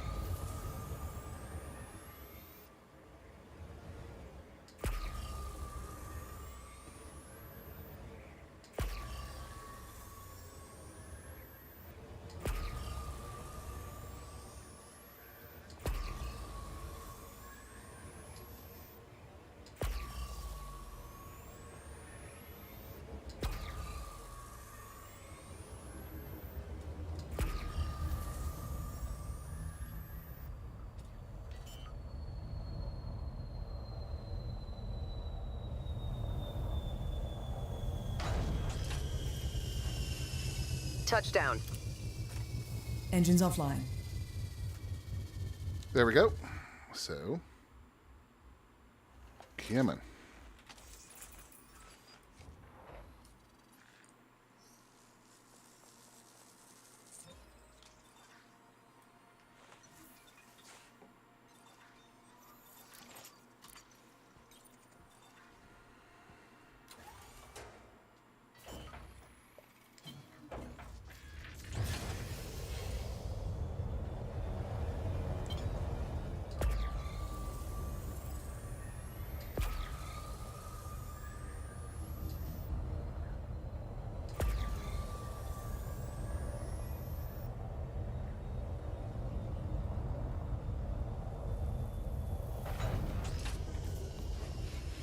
Down. The engines This is are off. so silly.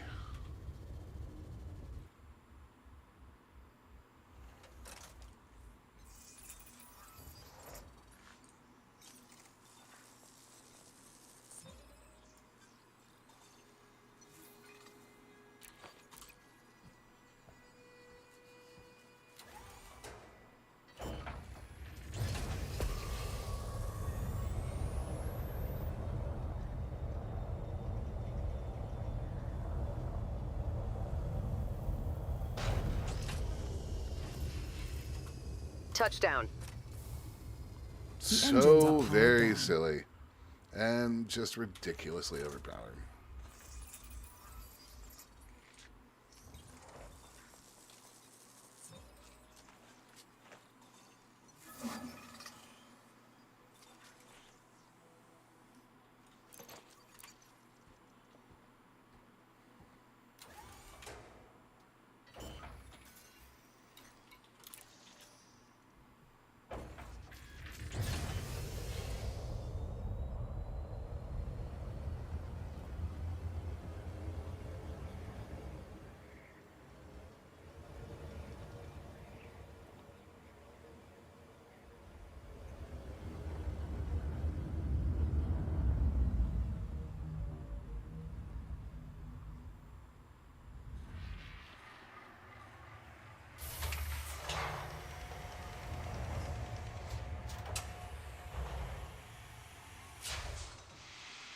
Wow, that was easy.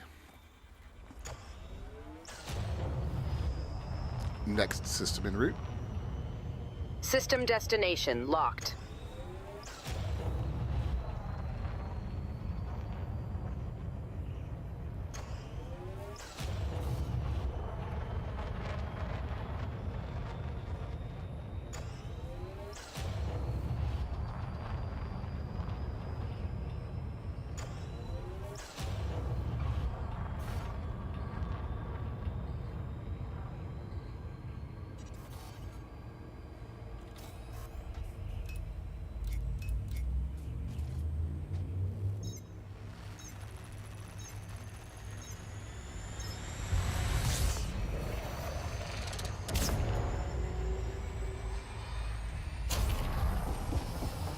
That should clear us for the Increasing next jump. velocity. Yep. Engage FSD. Engaging jump drive.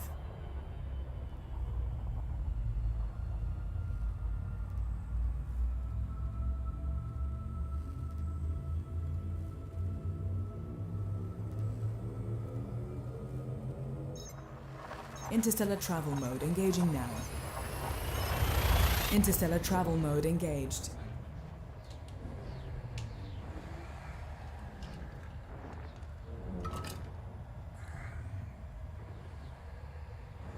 Key systems are at optimal level. Boom, here we are.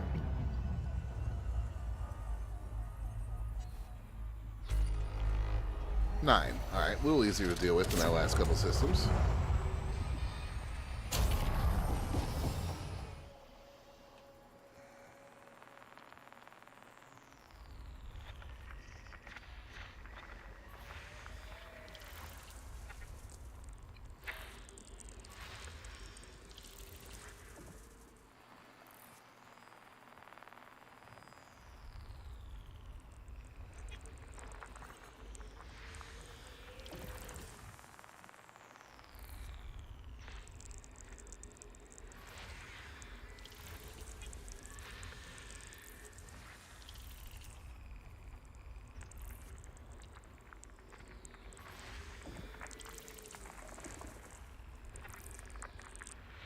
Not a particularly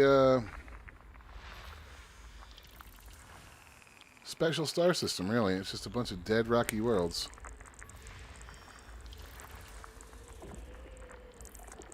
Yeah, nothing's really worth too much.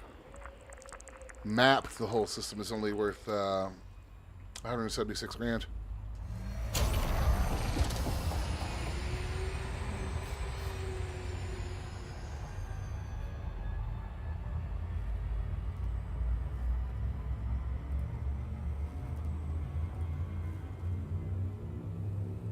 You get those from time to time.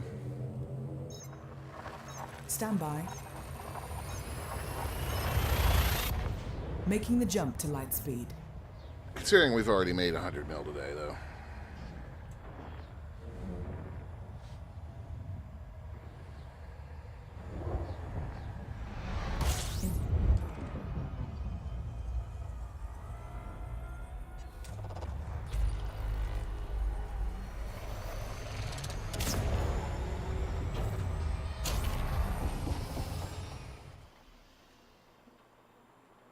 Might have a water world here. Maybe.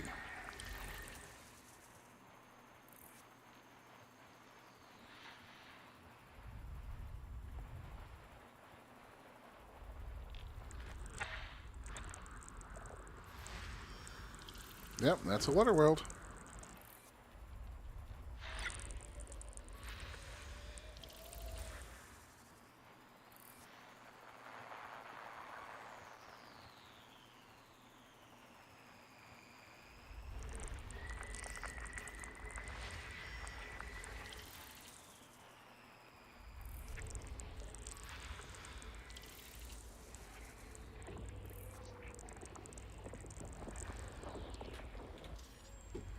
Let's have a look.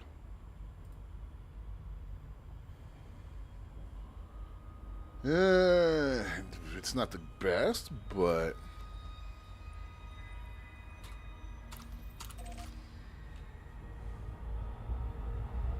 it's still about 4.5 mil, so it's just from mapping two bodies.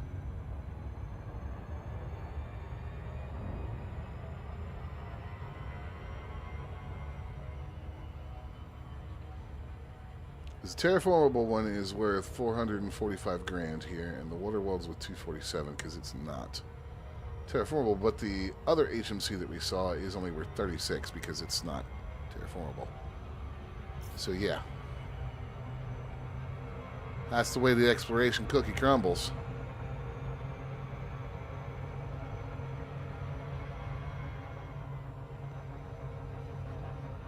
I would have preferred some biosigns, but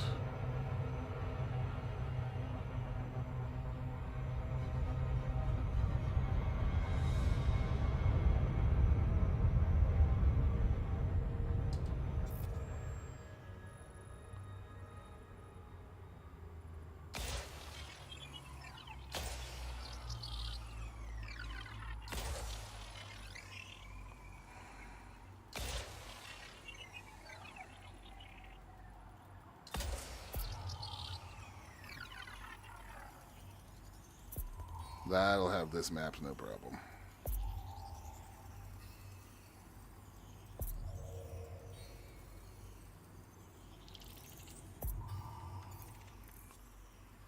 And we're on our way to 3.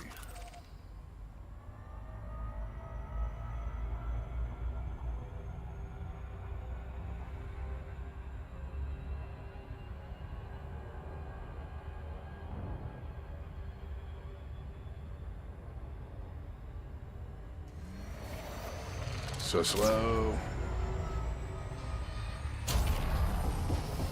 There we go.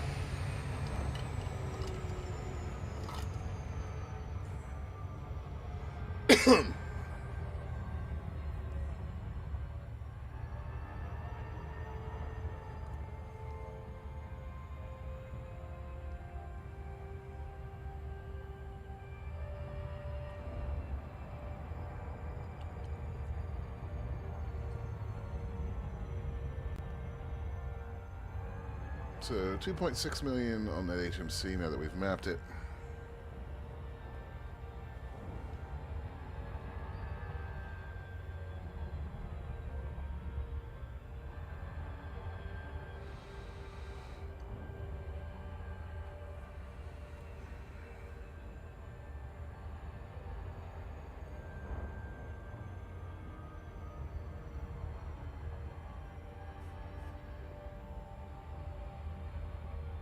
And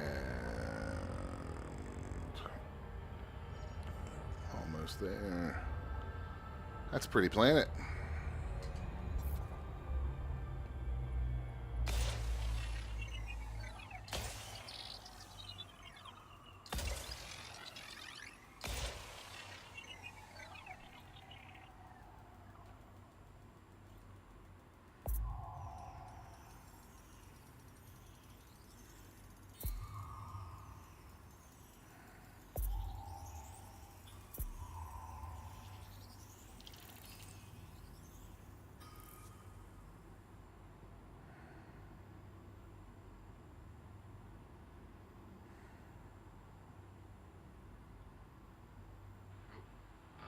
I just got a notification. Headset battery low.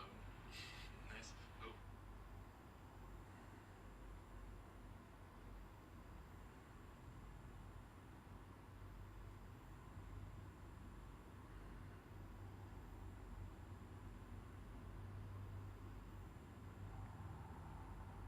Oh, nice. Yeah. Sorry, guys. My tattoo artist just put something up on Instagram that I was looking at. All right, so we are done here. Next system en route. Acknowledged. Engage FSD. Drives engaging.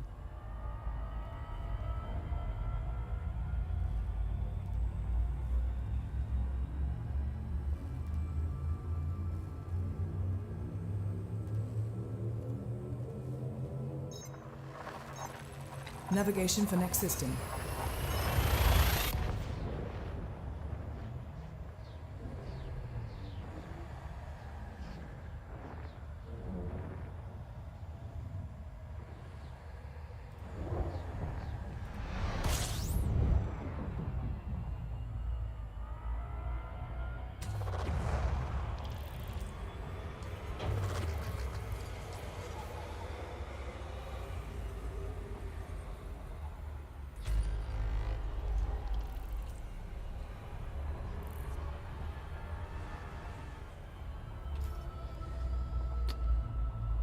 Well, this ain't much of a system.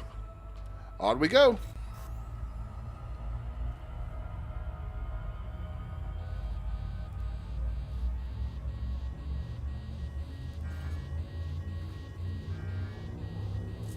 There's heat sink. Readying for system jump. I knew I bound it somewhere. Interstellar travel mode. Engaging now. 57. Hello. Welcome to the chat. What am I doing? I'm wasting time exploring until Interstellar velocity. whatever is going to kick off in Colonia kicks off.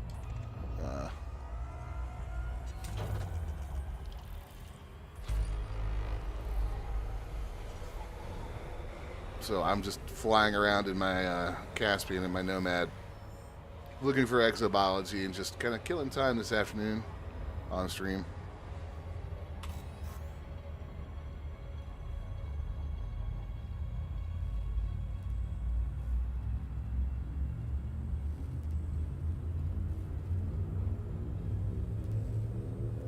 And off we go. Let's hope there's something more than a single star in our next system. It'd be nice. It'd be nice. Alright.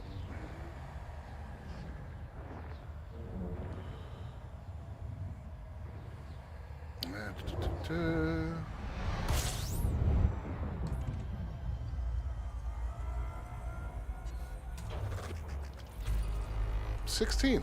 Nice. Let's have some scanning cans. Okay, logged in first time. Oh, over 5 years.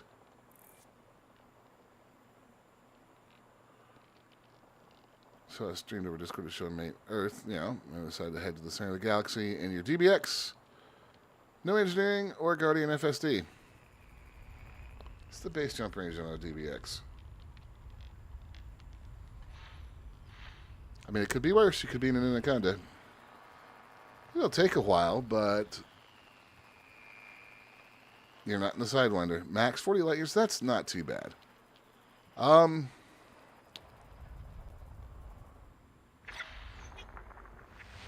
The DBX can still use the neutron star highway too, so you can get a little bit more out of it for a while at least.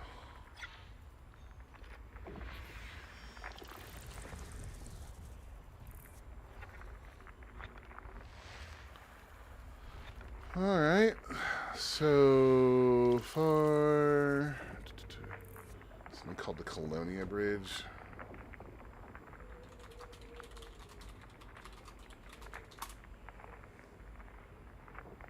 Four-part infrastructure pressure. Oh, that thing.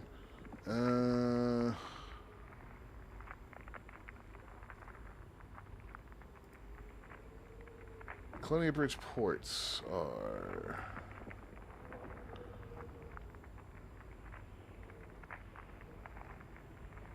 Oh my god, that article is not helpful.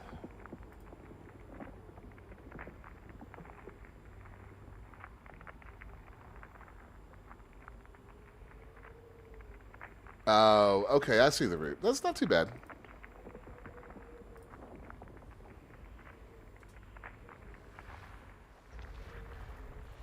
But question mark about that.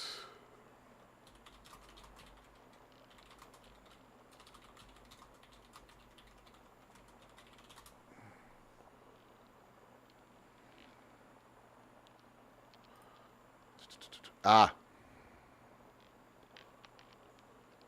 That's what I thought. There are no neutron stars on that route, so...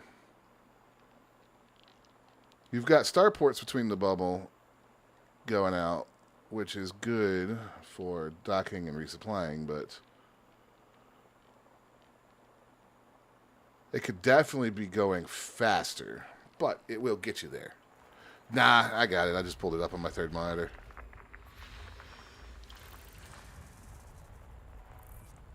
Appreciate that. There's what's pinging right there.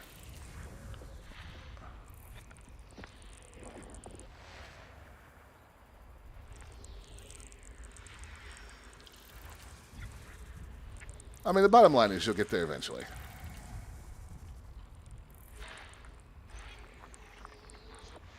This star system is...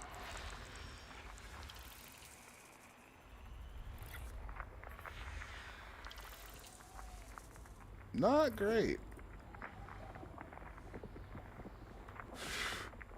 We're not even up to 200 grand mappables yet.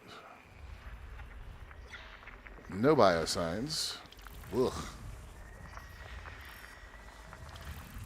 All right. Well, that was a bust. I am here, and Colonia is down here. And you are coming from the bubble, so...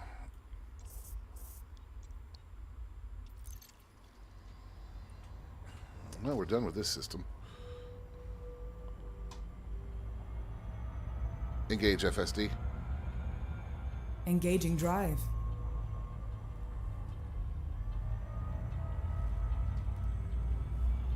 Yeah, if you're headed for the center, you'll pass through that part. Those are the sectors out in the Entry guidance galactic core are computations pretty complete. big. Adjusting for jump. 3 o'clock.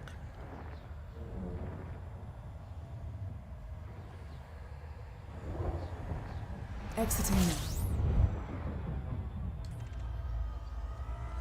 now. Colonia is kind of the halfway point.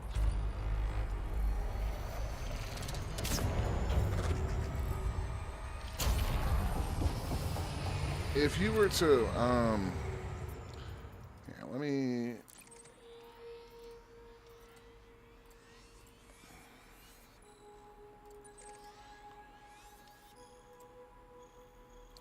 Alright, so there is my fleet carrier in the bubble. So, if you were to head straight galactic north, like this, in a straight line, then Colonia is really not on the halfway, but in terms of actually like having a place to stop, repair, do any engineering or whatever, Colonia, if you drag out to the side and then back in, that it does make sense. So, what is this bookmark? Oh, I know what this bookmark is. So it's kind of halfway, but it makes sense to go there unless you're just riding the Neutron Star Highway straight through.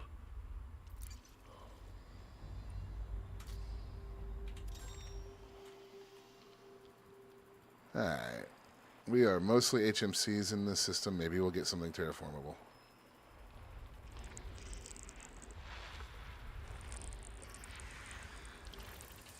Or at least something with some life on it. No? Game says no?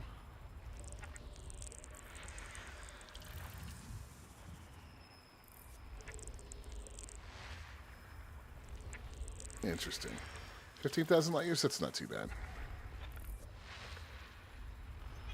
Just slow and steady. I did that in an Astro Explorer ages ago.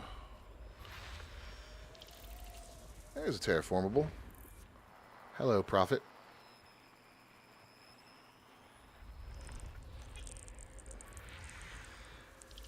There is another terraformable. Oh, God. What is this?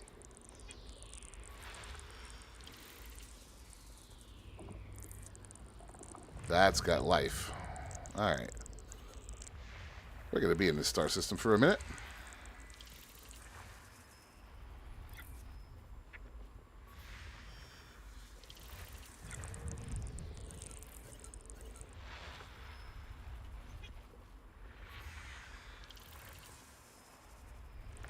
Alright, so another HMC. That meets mapping.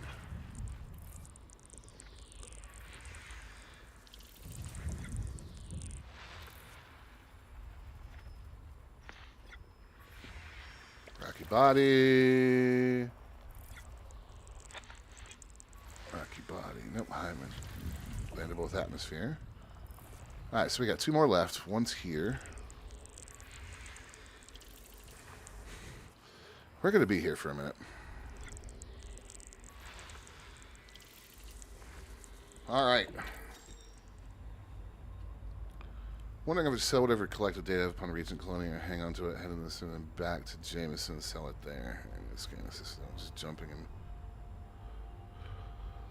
Well, you can maximize your profit and travel if you just, what we call honk the system. Just D-scan it so you get however many bodies are there before you move through without doing what I just did. You'll still get data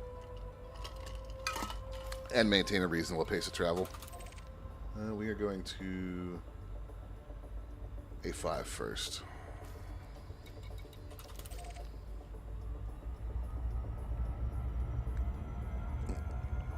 And whether or not you just sell it depends on just how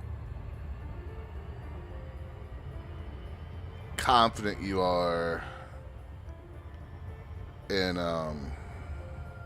your ability to survive a long trip like that in the DBX. Essentially. What I'd do if I met a fuel rat killer? Probably kill him if they gave me a reason to. But I don't ever play in open play, so that's not a not something I'm going to run into.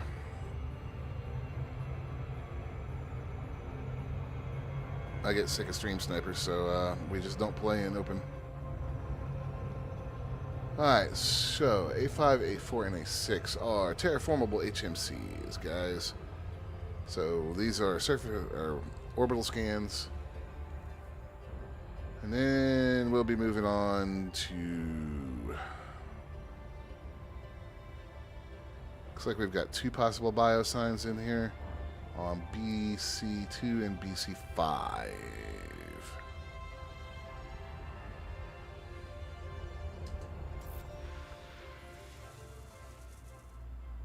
One, two, three, and four. DBXs are awesome. I'm assuming you put an AFMU on that thing.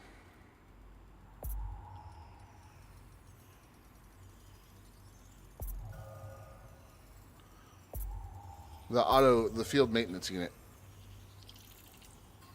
It is it's mobile repair for your modules. That's A4. That was A5. We need A4. The brain.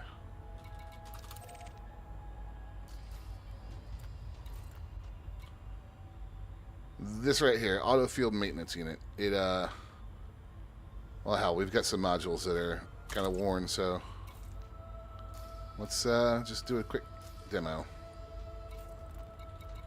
Let's see. Let's work on our frame shift drive. Yes, yes. I dropped us out of hyperspace. I know.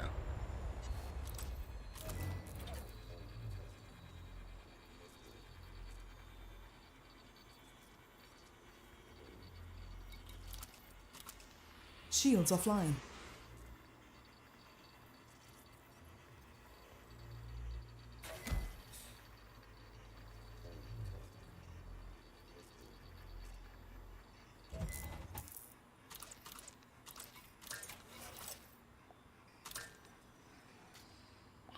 You're not running into Thargoids out here.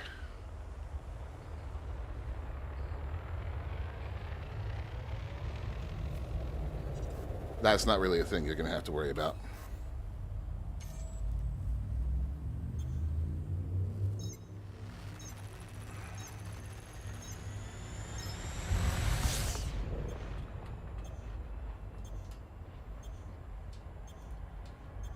Thargoid territory is just not over here.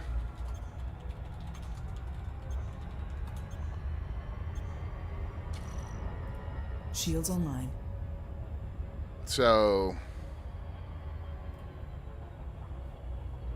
you're mainly going to run into Thargoids, and if you're going looking for them, you're going to run into them mainly out in the I can never say this right. The Pleiades and the Witch Head and Coalsack Nebulas, which are not out here. They're over here. I have run into crashed Thargoid interceptors as far out as a few hundred light years from Beagle Point, or the crashed Thargoid probes rather, but no actual Thargoids. They're not really active out here.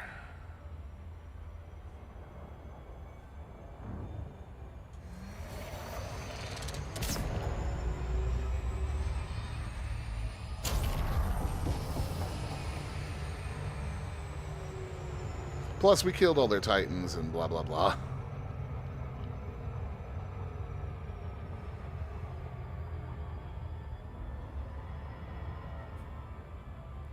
In fact, there should have been a dead Titan in orbit around Earth.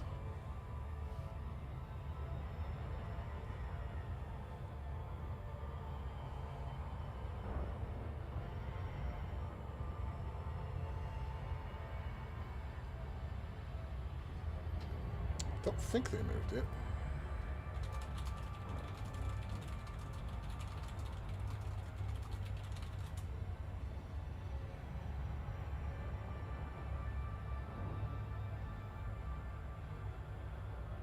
Yeah, Titan Kosiho, the wreckage should still be there. But if you're not looking for it, then you wouldn't notice it because it's just a blip. Unless you actually go down to it. Certainly not like it was when we were trying to kill the damn thing.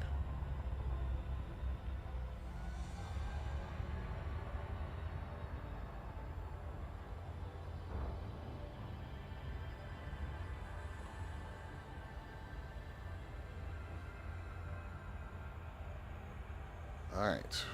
So I haven't been in Earth, though, Soul System, since the Thargoid War, actually. I don't have any reason to hang out there.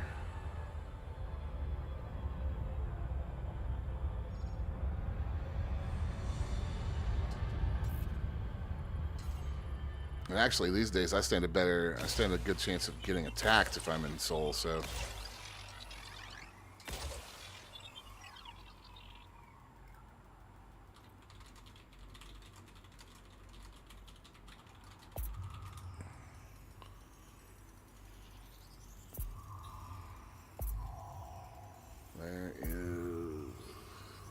100%.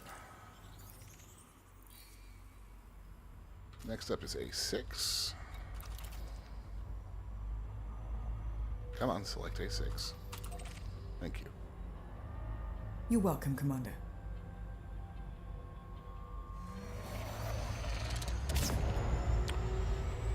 And then BC2, actually.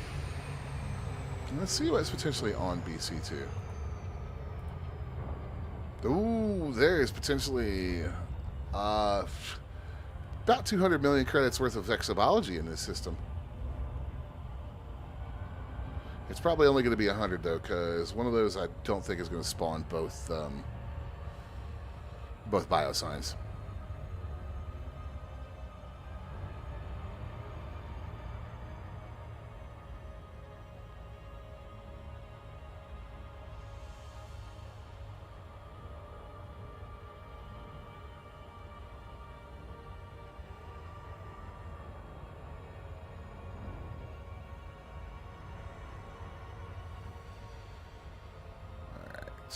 Another terraformable HMC. We are going to make some pretty good money out of this system.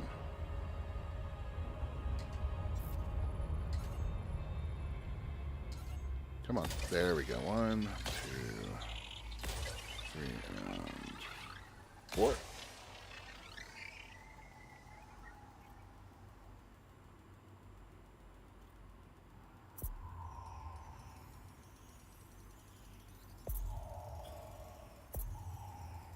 And can you call me Kratos if you want to? Alright, there we go. Heading for BC2.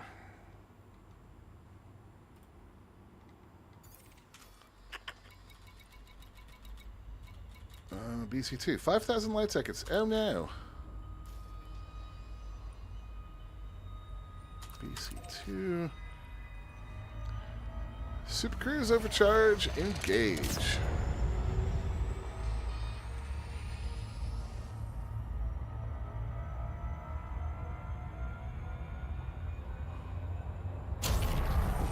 A rock with shaved head and beard, but your beard's way more majestic than mine.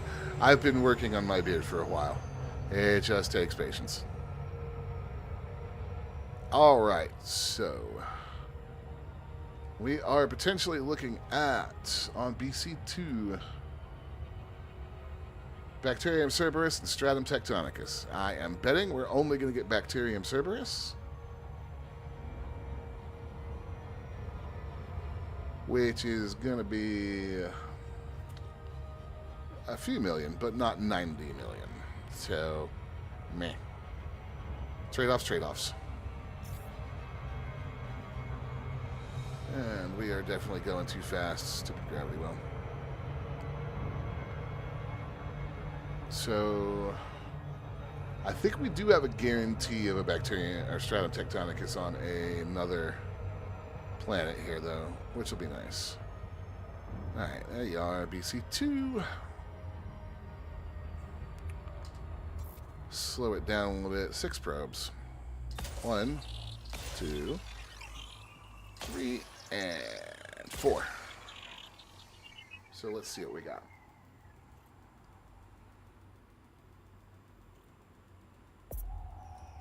Moment of truth, chat. We're hoping for Stratum. We're probably not going to get it.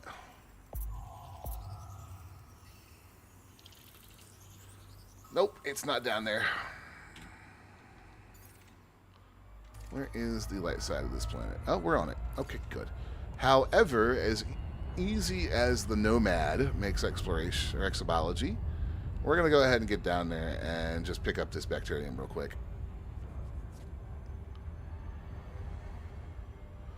So, Moses, if you've been out of the loop for 5 years, what I'm about to do is going to be very interesting to you.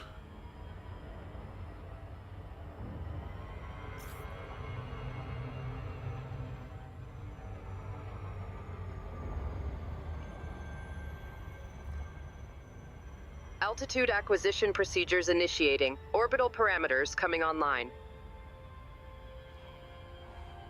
Orbital rendezvous procedures Alice's initiated. eyes know what's up. So,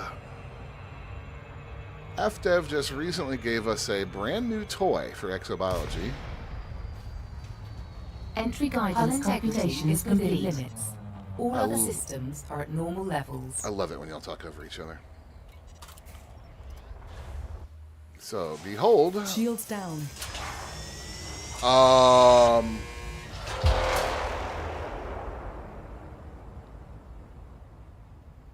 What? Why did we just launch at 0% hull?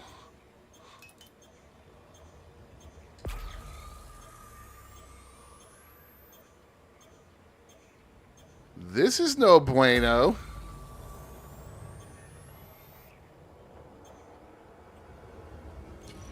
Shields online. I am not real confident in our ability to survive here, but now they've given us a ship launch craft that can scan for exobiology signs, can basically land anywhere it wants to.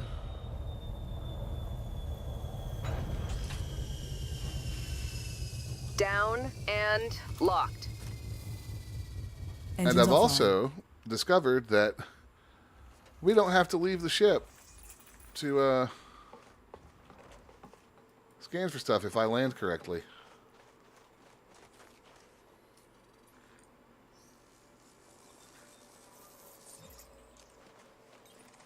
So now I'm really weirded out by that 0% though.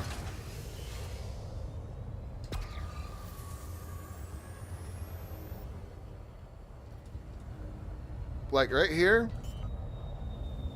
a DBX would not land here. Nomad? Plop. Touchdown. The engines are powered down. Really? Like, look at that.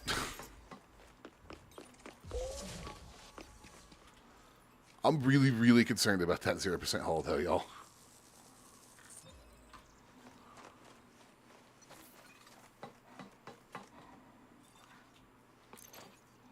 Bored.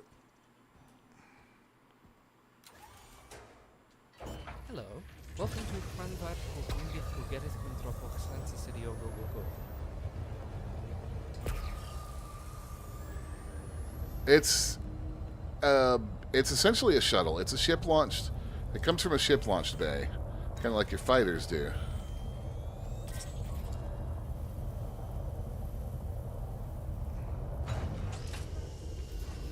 But it's specifically Down for and locked. exobiology.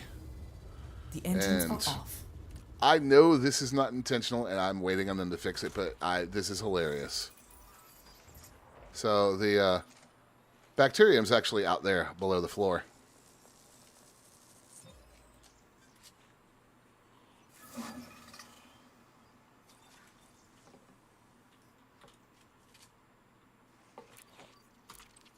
It is very cool.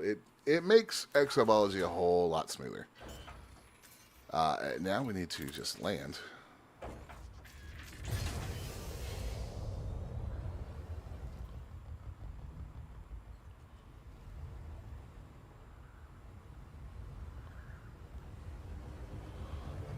Oh, on foot is a whole other ball game of, especially if you want to do operations on the hard levels. The engineering grind for on foot is painful.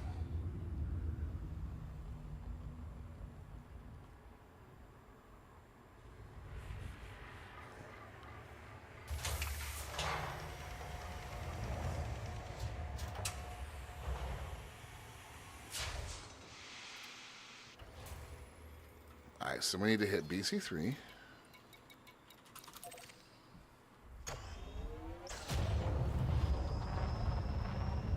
Clear the area and jump. Boosting thrusters.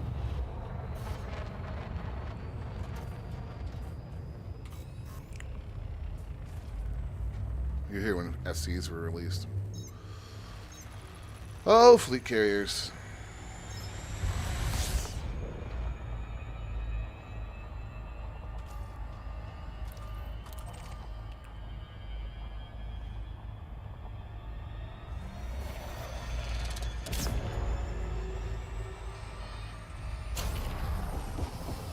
So BC3 Engaging is a cruise.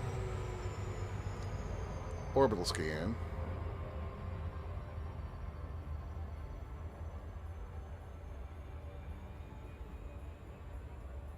After this one, we're probably going to head home. Take our money and run, essentially. Come on, kick clear of that gravity well. Thank you.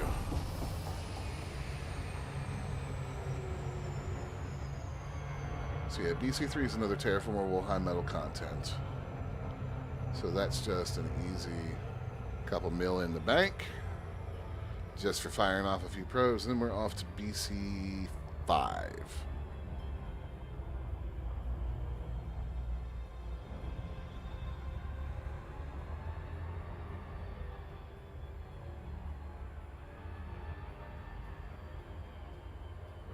The nice thing about heading to Colonia is that it does give you an opportunity to unlock some of the engineers that are out there, although the on-foot ones, the unlock requirements are a little annoying.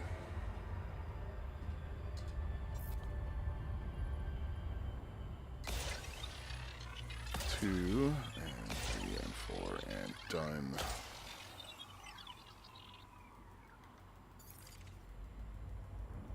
We're headed to BC5.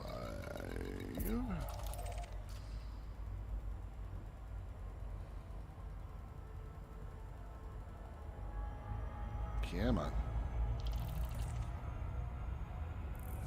Lurking a bit. All right, enjoy. Whee! 590 light seconds to...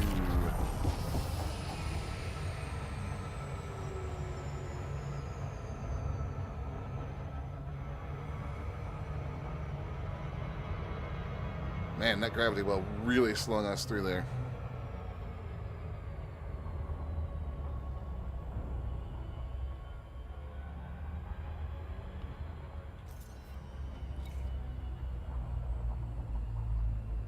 I'm concerned about that Nomad. I'm very concerned we're going to go pop launching that thing.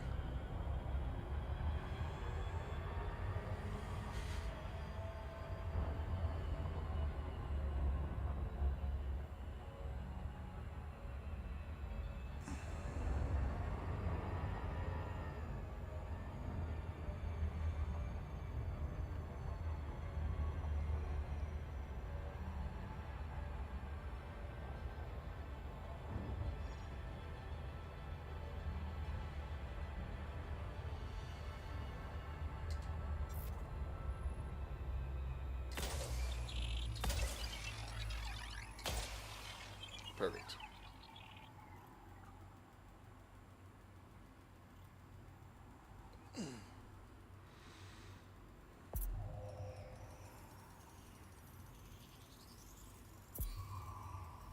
Didn't even need the third probe.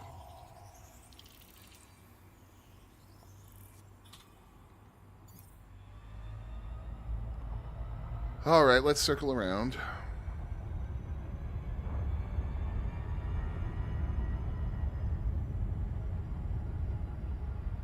Here is the day side.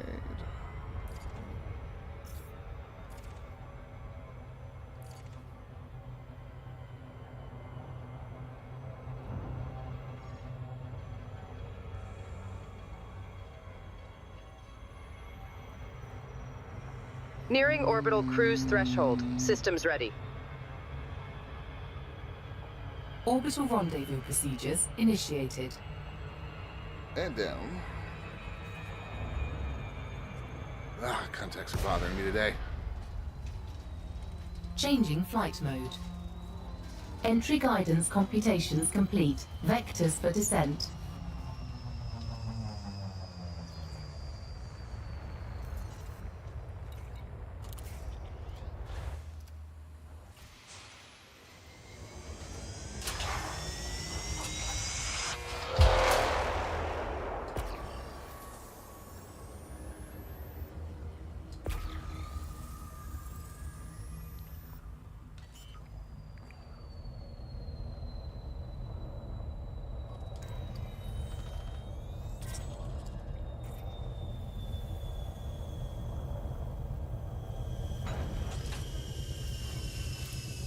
Down. Engines offline.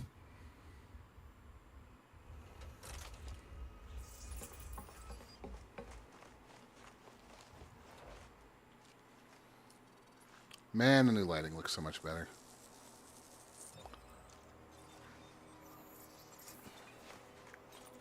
So much better.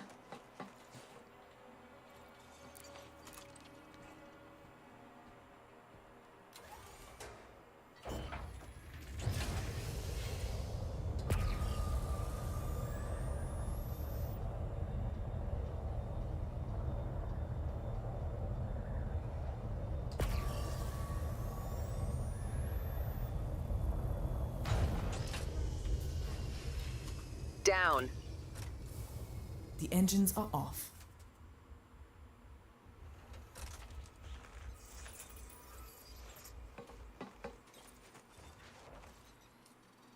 One, two, three.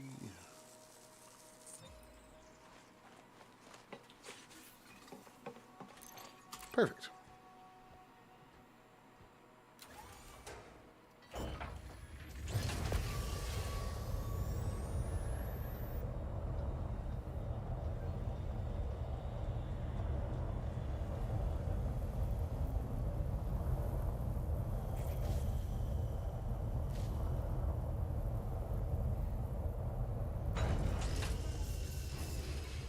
Down and locked. The engines are powered down. It did land right on top of that. That's hilarious.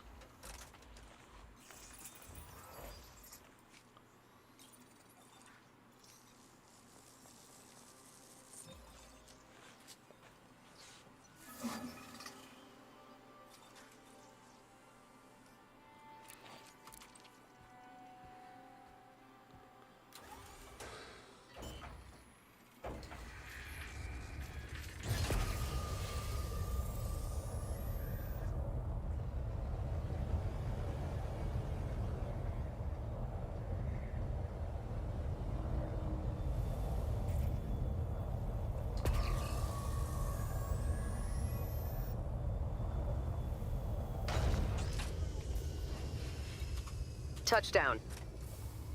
Engines offline.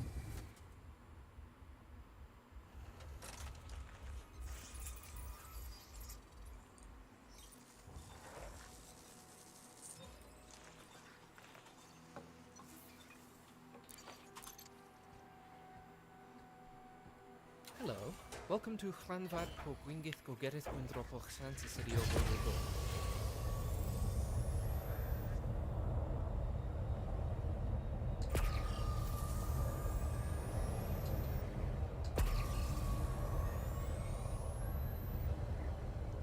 Alright, so here's a fun trick with a Nomad.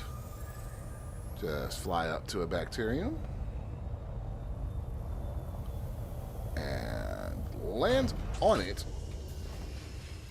Down. Disembark. Engines offline. As you wish. And then scan it through the floor. No need to ever even get out of the ship. And then just board, and away we go. Super easy. Clip. There we go. Cool. That'll be a good short for later. Always gotta be thinking about content. Ah, there's our last green spot.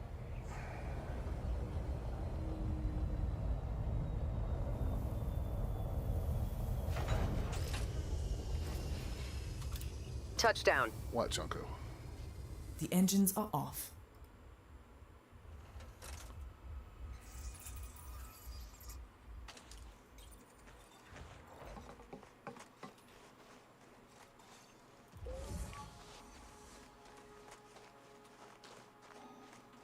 There it is. And 1, 2, 3, done. We can set course for Colonia.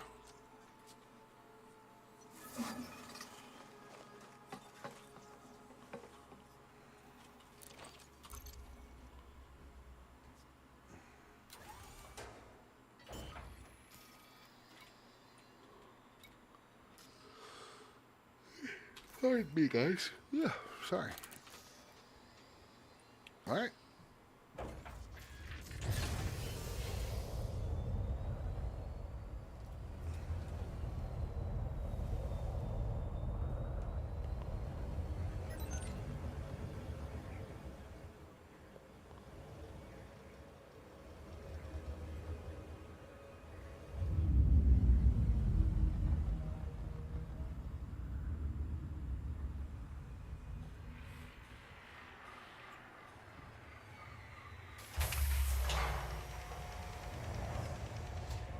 And we're back on the rails.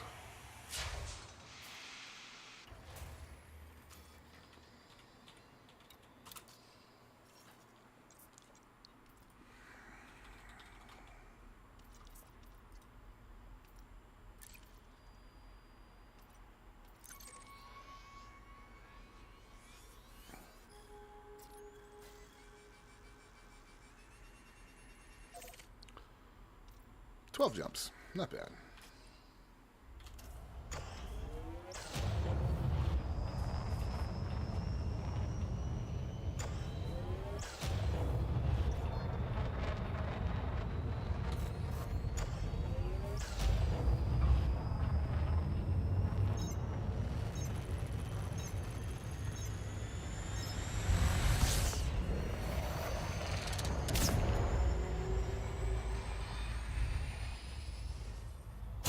Increasing velocity. We won't even need to refuel. Not in the Caspian.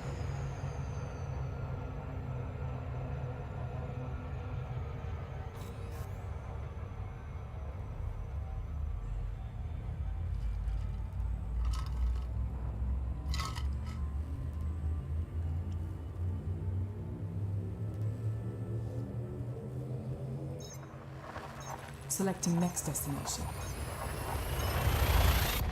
Maximum velocity.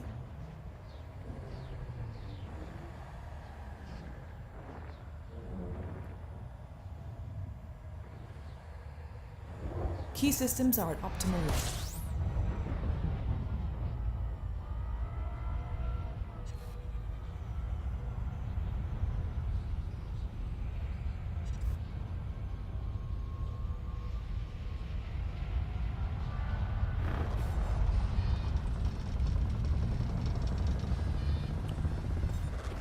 Jump range boosted. There we go, 407. That's a third of the distance we're traveling.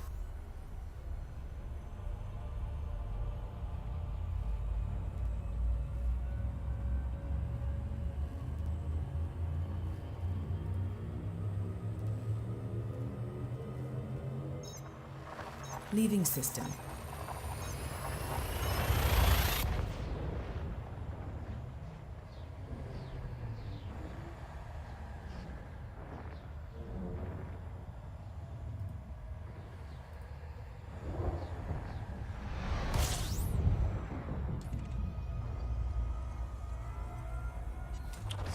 All right, so we're probably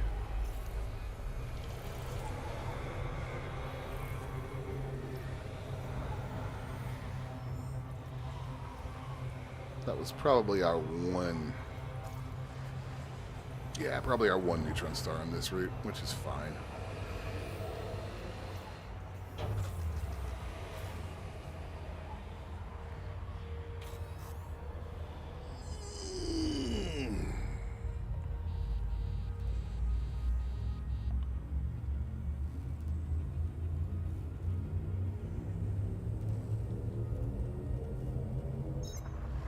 Interstellar travel mode engaging now.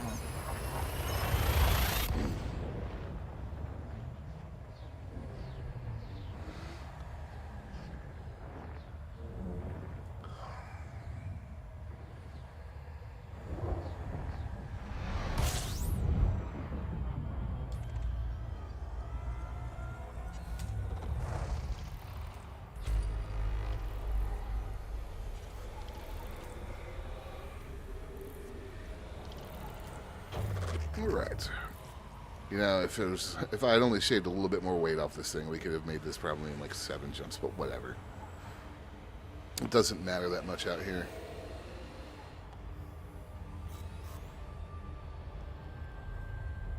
Because we're not going to Sagittarius A or anything.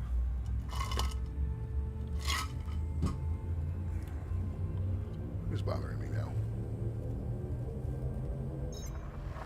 Entry guidance computations complete. Hyperspace velocity reached. Why does this person know my... Oh, that's right. Key systems are at optimum levels, readying for exit.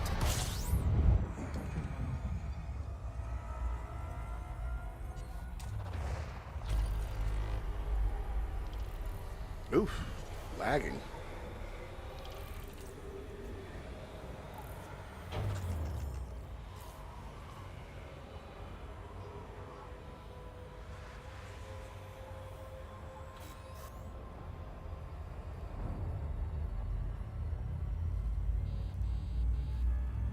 I was going to say, don't overheat. Hello. Welcome to Hranvar po Gwingith Gogerith Gwindropoch Sansa Sirio Go Go Go. Selecting next destination.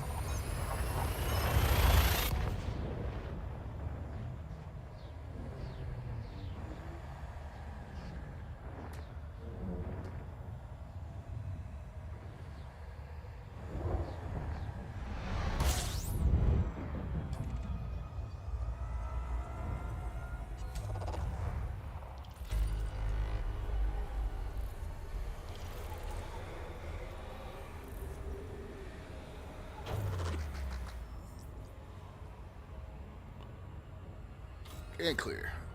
This is the boring part of exploration. Jumping home.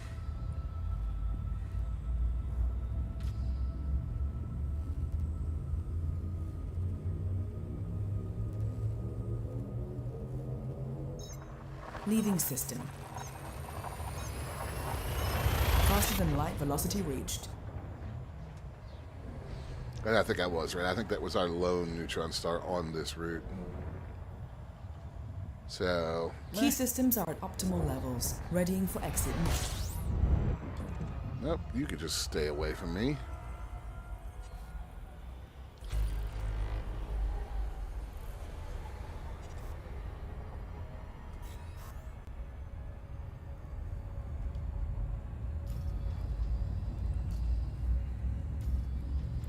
Notoriety is at 1. It's decayed some.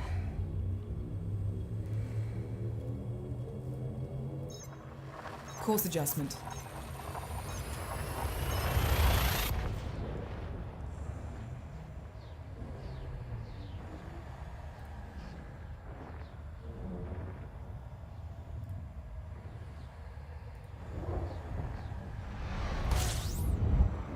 Oh, we passed through this system, our system similar to this on the way out.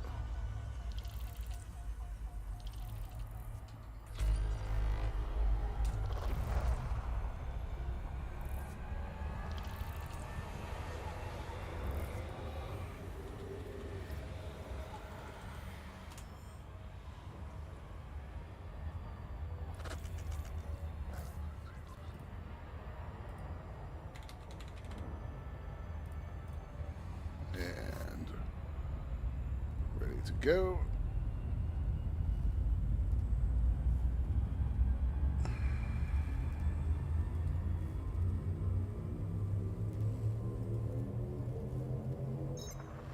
Vectors. Interstellar velocity at maximum.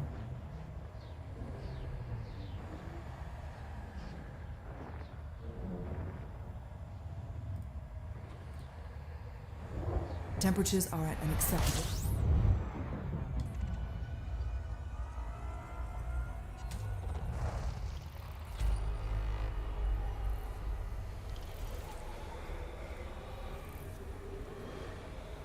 We're going to have to see what we can do about a potential cargo ship in Colonia.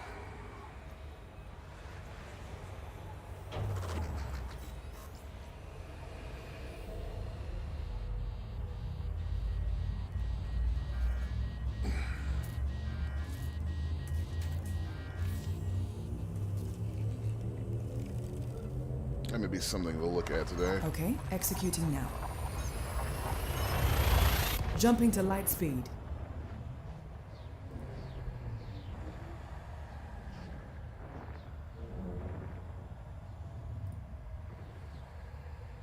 Key systems are at optimum level.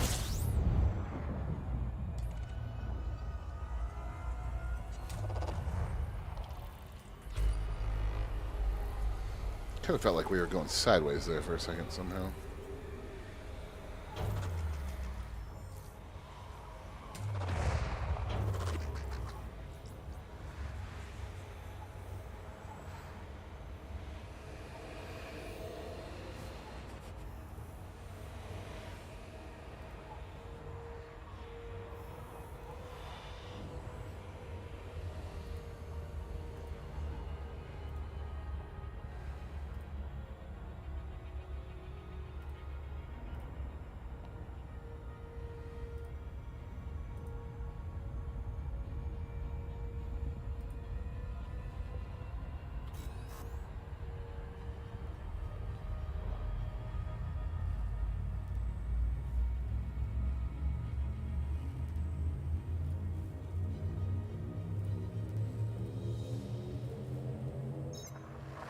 Locking next star system.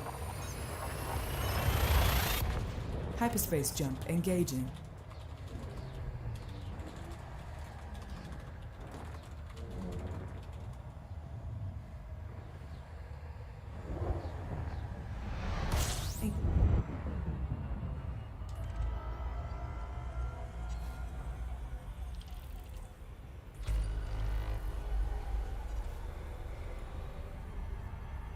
I'll open this in a minute. 2 jumps.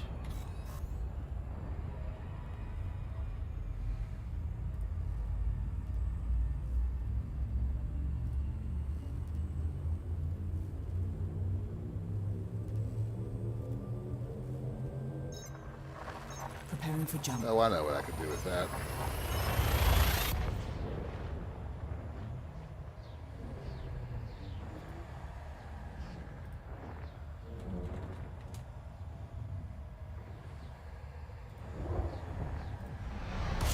Oh, we do have another neutron star.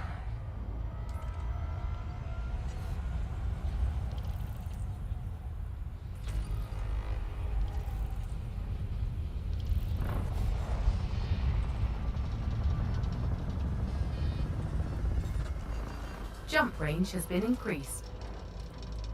Thank you. Hello. Welcome to Hranvar po Gwingith Gogerith Gwendropoch Sansa Go Go Go. There we go.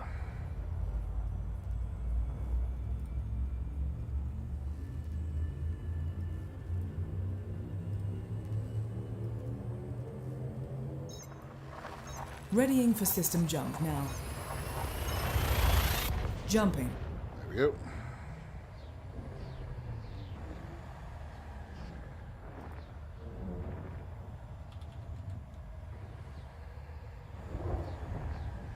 Exiting now. And now we can head to Jacques.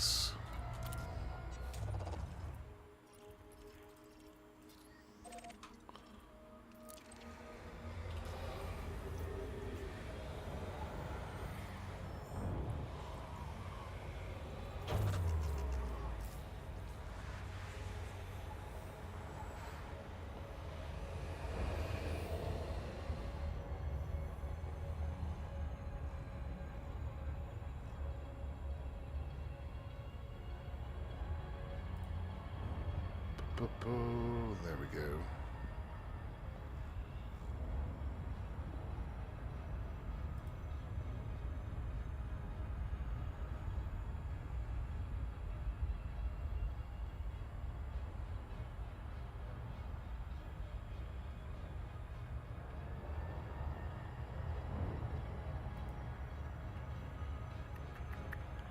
Okay, we're gonna go ahead and speed this up.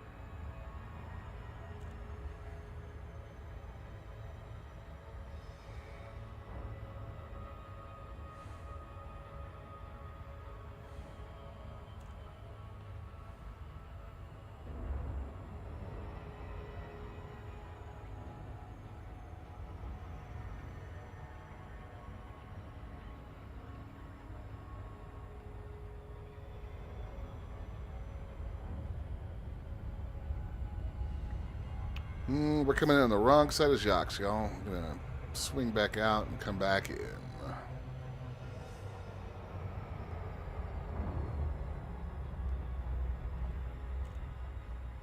we go.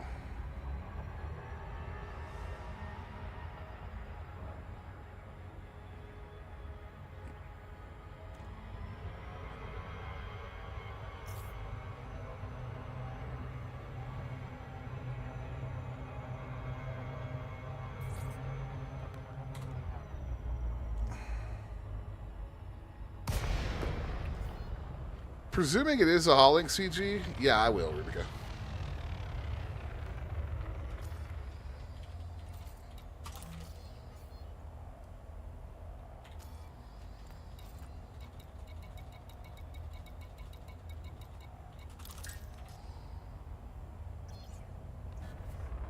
Take us in. Roger that. Helm, Yes. handing you the con. Thanks. Quarter impulse. 1/4 impulse engaging.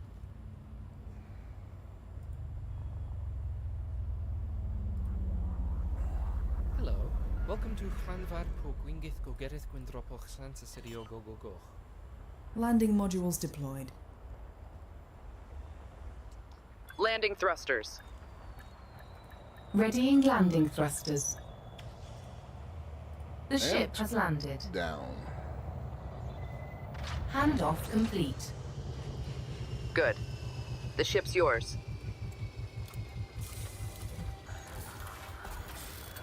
All right, let's sell some exploration data.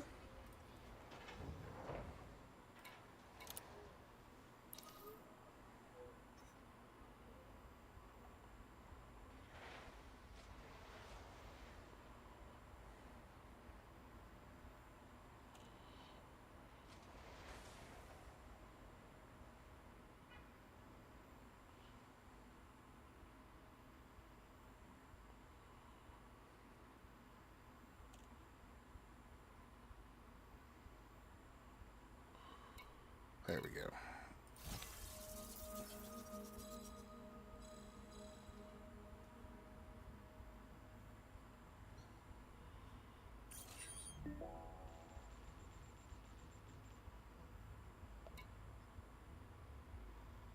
Only 99 grand.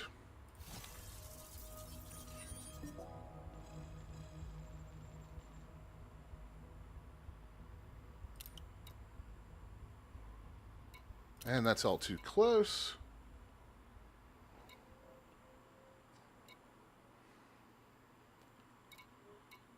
All right.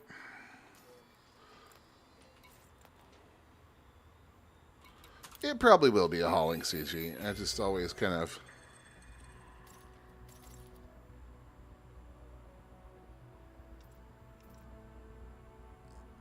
hedge my bets.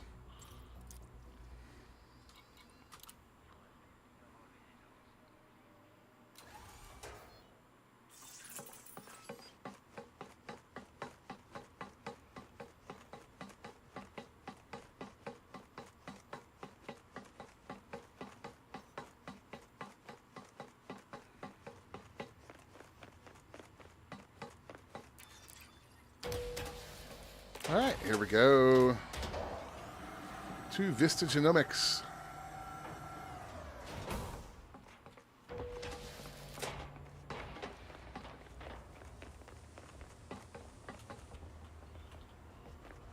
I really wish they would optimize on foot, son. There's no reason for it to run this poorly. That frame rate is...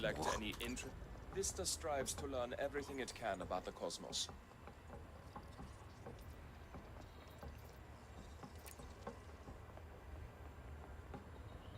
There we go. There's the real payout. 228 mil. Thank you for your contribution. Not bad for an hour of something work. I've got quality weapons for discerning. Give me a shout if you have any questions.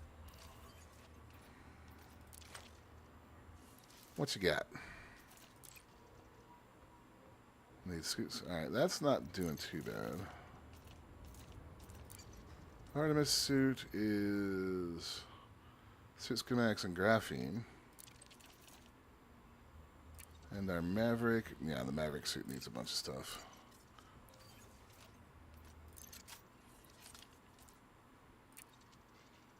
Oh, we can upgrade the TK.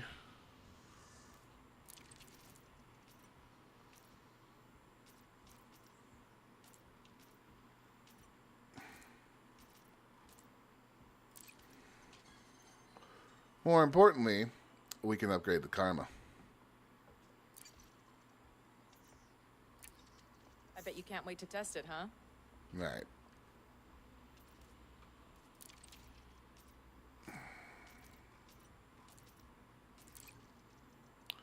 Hello. Welcome to Hranvar. We just need some weapon schematics to that one.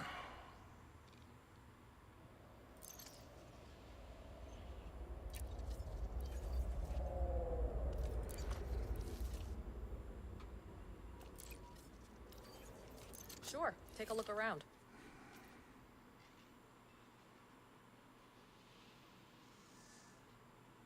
That's a kinetic. That wouldn't be a bad one to have. And I don't think I own a C-44. Right decision. That Karma C44 Bloody will shred expensive. anything without a shield.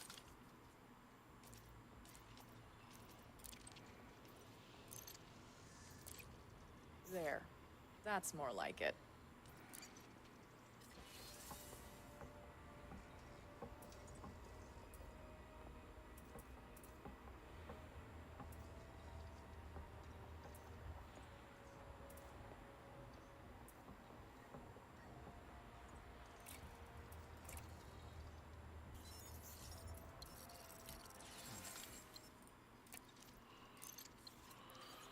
All right. I need to look at what I can do for a cargo ship. Come back anytime. So let's have a quick look at Inara.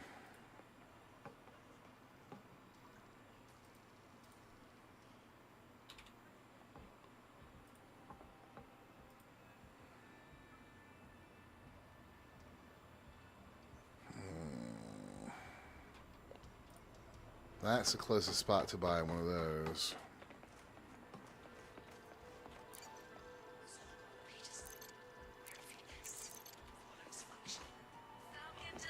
Welcome to Interact. Whatever your need, we take your time. What do you have available out here? I have a Type 8 here.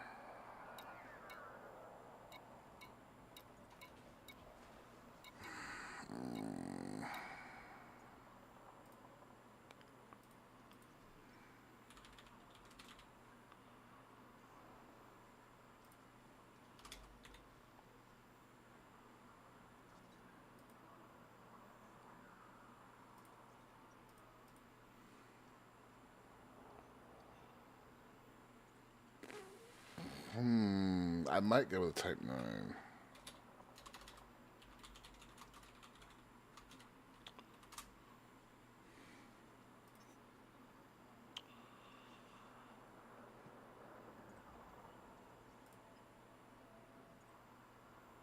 I might go with a Type 9 because I'm not shipping my Clipper out here.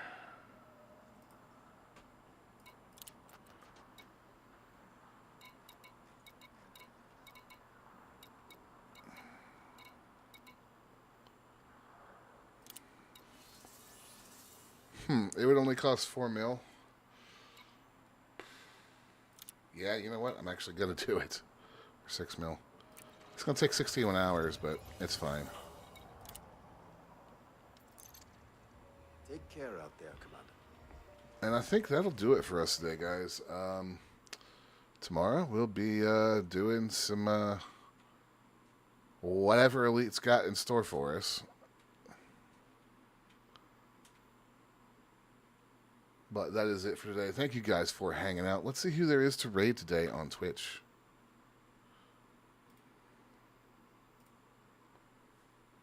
Twitch.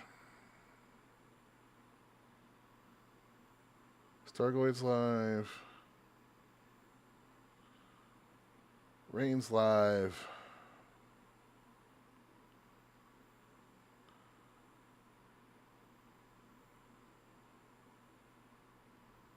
Naked Raider's live. Naked Raider's doing essentially what we were doing. So let's go raid the Naked Raider.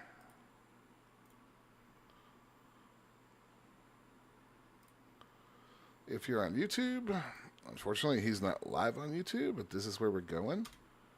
And on Twitch, just click the button and we'll go.